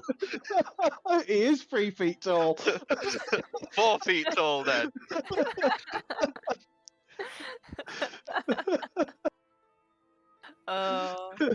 Good stuff. Maybe a good suggestion. You can thank me later, Xandal. Okay. So, as you all get aboard, the dock hands unhitch the ropes, and the gangplank is raised as the misadventure sets out from Maham into the seas beyond. The first day of sailing, you begin heading out from the bay, and Bosun calls you over and goes, "Again, where's Ingbrook?" From The map, you have that map, right? You have a map, and we'll point where. Pretty much, yeah. On the map. Showed He us. pulls out a map, but you can see like Most of the map is blank because, again, It's only the map where we've been. Ah, fuck. well, no, it's very much the case of Bosun's knowledge of the world is effectively almost pre-calamity. Is So, there any way you can like look into our heads? You know, we're linked, right? You could see the location. like on my the map shape itself is the same. Like the world has So from changed memory, that much. Fiona could point Yeah, to point where. at the shape. Yeah. Yeah. Yeah, it's just pointing to the correct sort of location. He goes, right, that I can do, and the ship turns and starts heading in a northwesterly direction as he Huzzah! begins sailing. The first day of sailing goes without issue as you move through the Bay of Maham and slowly out into the open sea. As the first night begins to fall, you all spend the time eating, drinking, and generally getting used to being back on board the ship. What are you guys wanting to do during the night? Are you setting watches, or are you just go to sleep? I'll probably Watches? do a bit of a watch. Yeah, we'll do our usual. The people that don't have to sleep for as long. Yeah, because Okay. I only need to sleep 4 hours, so. So Okay. what? Like one does one watch and then the other Yeah. one takes over, so that it's the whole night's covered, Okay. but we all get rest. All right. If you can both make me perception checks, then please for your watches. Roll something 18. today. Just normal. 23. Okay. The night is calm. There's no clouds or anything. You can see the moon and the stars. It's quite peaceful. Nothing untoward happens during the evening. You just see the ghostly crew members moving around, keeping the ship moving. So, dawn comes the next day, and I need someone to roll me a d20, please, for the Oh first Shall I day do of it? no, we're travel. back on this again. Shall I do it? Go on. Go ahead, buddy. I wish you the best of luck. 10. 10. Let's see. Okay. So, the day passes without issue. You make your way further through the open ocean, leaving the land behind, and you can no longer see it. It's now just a speck on the horizon. As you guys spend the day helping with the sails, making sure the ropes are tied, and just generally assisting the crew. As night begins to fall, you're all sat on the deck enjoying a small meal, and as the sun sets on the horizon, there is this brief green flash. And then all across the ship, you just see these small motes of green fire just begin to form on the surfaces, just flowing across the railings and ropes, across the table in front of you, and occasionally one will just travel onto your skin, and it is just this cold green fire. It doesn't hurt, it doesn't do anything. It's just beautiful to watch as this St. Elmo's fire just crawls over the ship for the course of the evening. Sit there playing with it.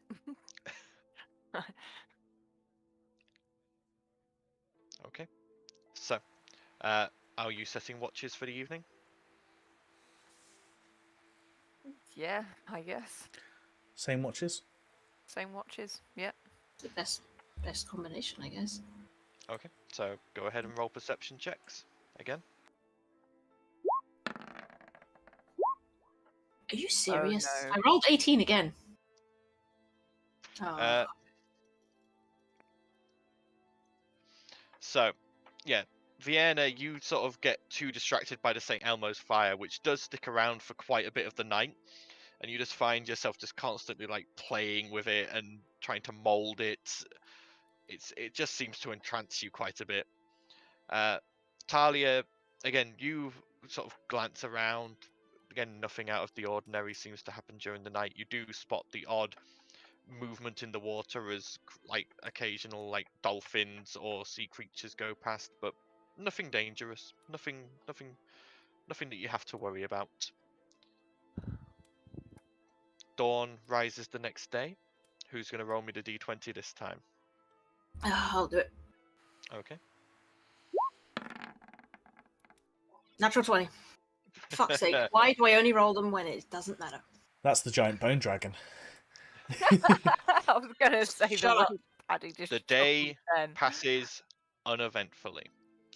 You just spend the day traveling, and you are now completely out, far into the ocean, as far as the eye can see.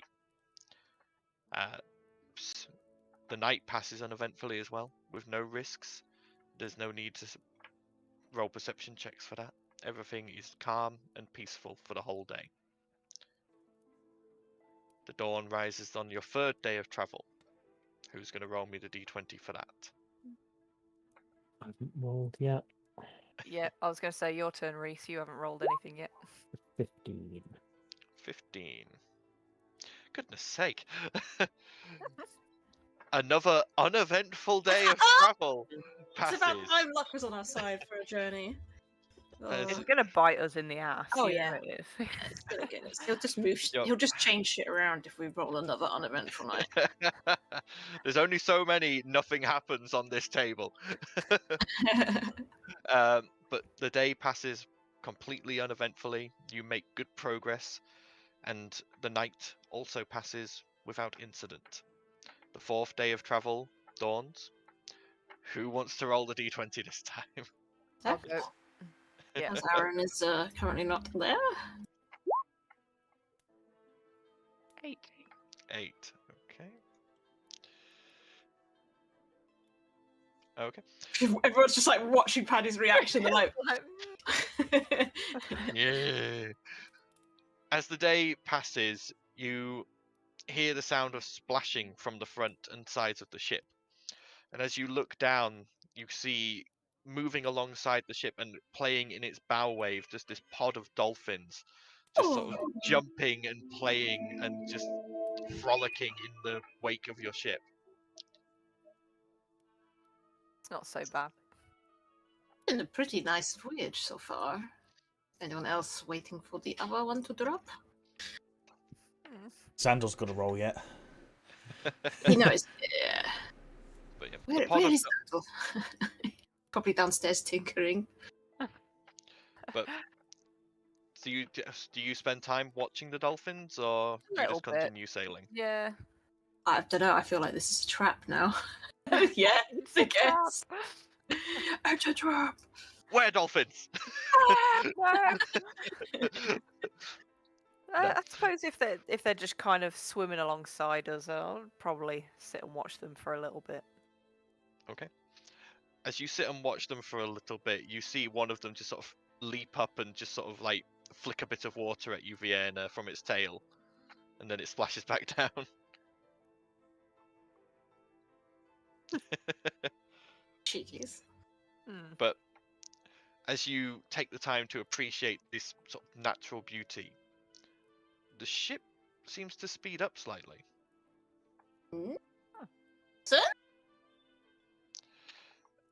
Bosun goes, "Hey, someone playing with the dolphins!" I think they're playing with me personally, but Well, that's good. We've gained the favour of Umberly. Means a bit of a faster speed on the waves. Umberly. Umberly, goddess of the oceans and travel. Oh, Happy days. cool. Her patron animal is the dolphin. Did you not know? Nope. nope. Well, But In now I don't feel other so... we weren't really sailors until we met you. Well, if you ever see a dolphin or a pod of dolphins like that, don't hurt them. 'Cause Why I'd would rather we not hurt deal with a tidal wave, alright? Yeah. Dolphins are our friends. All right. Okay. Dolphins are But- friends, not food. Dolphins are And I go to revive Xandal. Oh yeah. God, it's Yeah. just tragic. He just suddenly died. Like Dolphins. fine. Dolphin attack. Yeah, yeah. But yeah, It's just I mean, animals. porpoises. But as the fourth day of travel comes to an end, you feel like you've made a bit of time up, maybe half a day's worth of travel extra during that day from the increased speed. Okay. Epic. During the night, are you setting watches for the night? Yeah. Okay. Go ahead and roll your perception checks for me. 18 again. What? Are you weighting your digital dice? No! I keep rolling an 18. I keep rolling my passive perception. What the fuck? Okay. Again, the night is uneventful, although you do eventually see the dolphins move off away from the ship and split off, going on their own direction. Dawn comes for the 5th day. Xandal, it's your turn. Roll me a d20 for the day's travel. So far, it's been absolutely fine. If something bad happens, it's your fault. I mean, Dean lucky as number well. 13. Okay. This No. could be interesting. Oh, for So, fuck's sake. Yeah. As the day goes on, in the distance, you see a small island that is currently, it's not in the path of the ship. You're going to go near it, but not, like, you're not going to run into it or anything. As the time passes, you draw nearer and nearer to this island. And when you're about 100 feet out, just this strange sensation just settles over the ship. Ooh. Could everyone make me a charisma saving throw, please? Oh no. Oh no. Charisma. Saving. 5. Fail. Pass. Pass. Fail. Pass. 2 fails. 2 passes. Pass. Helps if my mic is on. Everybody gets a +3 if they're near me. I don't think Yep. that's going to make much difference to a 5. Right. Let me just do it. I rolled like, yeah, not a lot. It's I on rolled 2. 18. And she rolls at Oh. and she rolls at advantage. 3 fails, 3 passes. 3 fails, 3 passes. Yeah, that's still a fail, even with the +3. So, Vienna, Blossom, and Val, you feel this strange sensation try and just sort of sink into your minds, but you shrug it off and just sort of go, weird, bit weird. Talia, Xandal, and Urt, you all immediately jump overboard into the ocean and What are you doing? begin swimming towards the island. Bosun, stop the ship. Bosun immediately stops the ship and he's like, Man what's overboard." going on? What's going on? Pretty island, pretty island. So, Oh, God, So at I'm this wearing point- heavy armor. oh god. At this point, I am going to have to roll initiative because this is going to be done in initiative order now. Christ, okay. Initiative. Click token, then initiative. Oh crap. Yeah. 18! I forgot to click the token. Again! 18 again. I'll add your turn for you, Vienna. How many 18? I've rolled like 4 18s. Beginning to think my digital dice Goodness are broke. There we go. There's Vienna's turn. 1, 2, 3, 4, 5. Just waiting for. Yeah, Blossom. mine wasn't. Token fest. I didn't have my character sheet up, so it won't come up on the thing. I really should have just rolled it. Will I That's look at alright. these and say this is a magical effect that's on them? You would say that yes, this is probably a magical effect of some kind on them. 11. What it is, you don't know. He rolled 11. He rolled 11. Given the fact that we're Yeah. swimming towards the island, it's definitely not a frightened effect. Didn't So- even pick it up. I could have just rolled it on roll So- 20. First Yeah. up, Talia, you spend your movement and your action swimming towards the island. So, but because you don't have a swimming speed, that is half speed. So you only get 30 feet of the 100 feet towards the island. At the end of your turn, you may make another charisma saving throw. That is still a fail. You continue 9. swimming. Vienna. 9. Yes. It's your turn. Oh, we've got to keep doing charisma saving throws. Nope, you guys who have passed are fine. Right. Okay. But it's Your your turn. first. So the ship by this point is slowing. It's not going to stop straight away. So you are probably about 40 feet away from the ones who all just jumped overboard. I'm gonna cast a spell magic. Okay, what is the range of the spell magic? It just says 120 foot. 120 foot, okay. It's a drow feat. Yeah, not yeah, it's warlock. 120 feet. So I need you to roll me a spellcasting ability check. So that for you is a charisma check plus your proficiency bonus. Just straight charisma. Straight charisma, and like I say, add your proficiency bonus to it, which should be a +4. Nice. Yes! So you can only hit one person. Ah, it says magic effect. Yeah, but you can only target one creature. Hang on, let me look at it again. Choose one creature, object, or magical effect within range. Yeah, the island, unfortunately, is not within range. Damn it. Okay. You can free who one am I of gonna us. Save.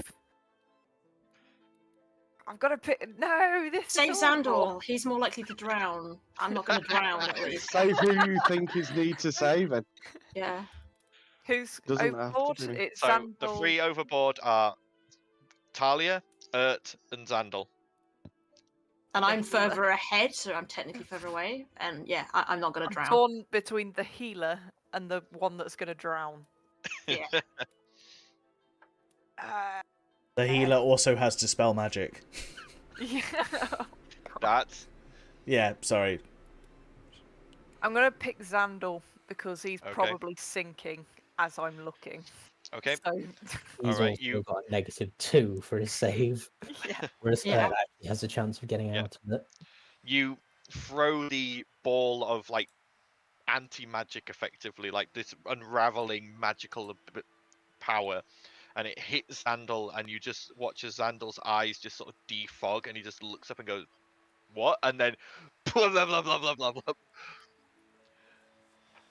And in fact, Xandal, it is now your turn. Unless, do you want to move or anything, Vienna? Bear in mind, you do now have a flying speed. I do, but it's just like, do I really want to go towards this island, or?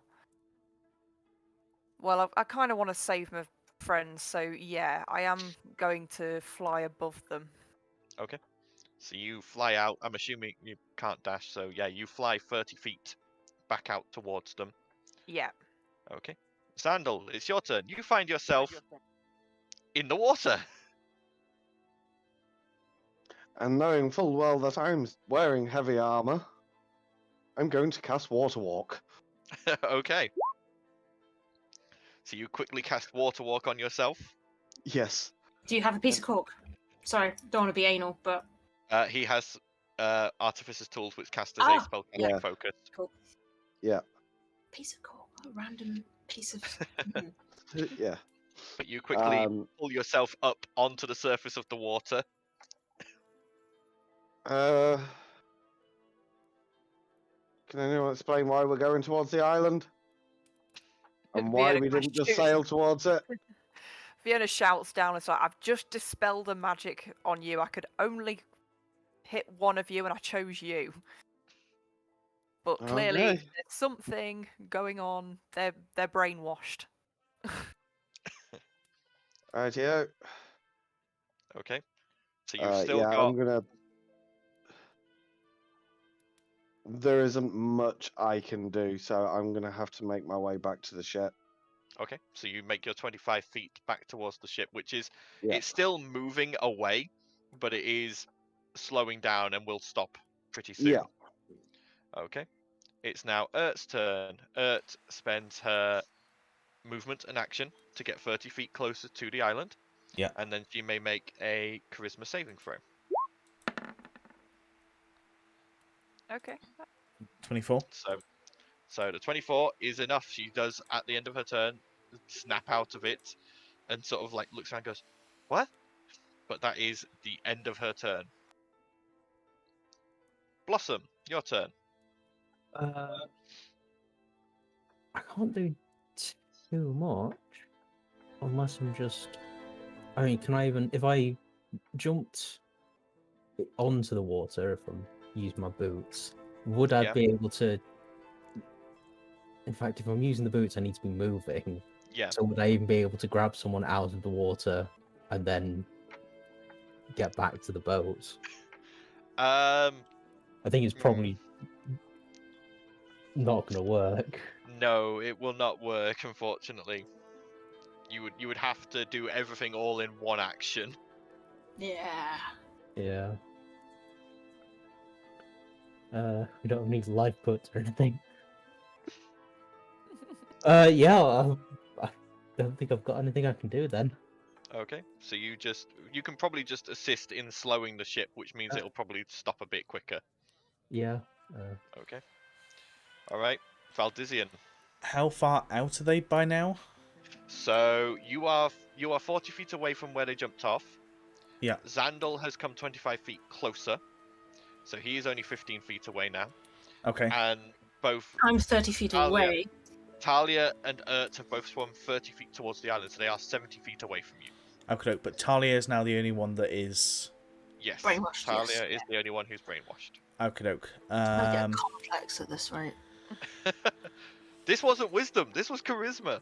I know, but like either way, it's having her ability to control herself taken away from her. She's within 120 foot of me, yeah? Yep. Val's going to do Dispel Magic as well. Okay. Go ahead and roll me a spellcasting ability check, which for you is also charisma. Yeah. Charisma plus your proficiency modifier. I don't think that's going to work. The Dispel Magic flies out, hits Talia, and it just isn't powerful enough to override the magic. So I'm gonna get to the fucking island at this In point. that case, I'm going to use my movement to move 30 foot in her direction. Okay. So you take off from the ship and So you start pop flying towards me. her. Yeah. Yeah. Okay. Alright. It's now Talia's turn. But at the top of the round, the ship moves another 20 feet, but then does stop. So the ship has now fully stopped. Talia, you spend your movement, and actually you're a rogue. You spend your movement, action, and bonus action. So you're going to get 45 feet closer to the island. You should have got 45 feet closer last turn. Yeah, right. So you are Charisma saving? actually, you are now 10 feet from the island. So, yep, charisma saving throw. Come on, come on. Oh, 21. 21, that is enough. You break free of the grip that the spell has on you. And I freak out and be like, I don't like this one bit, and start swimming backwards. What the fuck? And Okay. Everyone has Ow, now get me broken out of free, here. so I can now take it out of initiative. oh, I don't want to swim. Pick me up. If So we're I out of... suppose- yeah, We are both out of are out. initiative. Yeah, in that case, Val is going to cast haste on himself. Yep. Get out as quickly as possible to grab Talia and start flying back. Okay. And So, with it all being under control, Vienna turns back round and goes back to the ship. you all eventually make it back onto the ship. 3 of you completely soaked and a little bit shaken up, but Bosun quickly gets the sails back down and begins moving off away from that island, going, Fuck, what's Well- up with that? not a clue. Did you see anything on the island when you were close? I wasn't really looking because I wasn't in my right mind. Well, I think that's just gonna have to remain a mystery, Let's and I'll avoid it avoid on the way that back. on the way back. Yes. See that you do. Okay. And as the ship sails off further away from the island, leaving it on the horizon, that's a good place to stop on this 5th day of travel. Yeah. I hope you have all enjoyed. Bit of shopping, bit of looting, and the beginnings of travel. Finally gets to use a spell that isn't Eldritch Blast, so Yeah. A couple of cool items for people, which is always fun. But we're not sure when the next session will be, unfortunately. Scheduling conflicts, as always, busy time of year. But obviously keep your eye on Twitter and wherever else we post. We will let you know when the next session will be. Hopefully it will be within the next 2 weeks, but it'll be whenever we can fit it in, really. Yeah. Until then, guys, enjoy your own games, stay safe, and have fun. Bye for now. Bye. Yeah.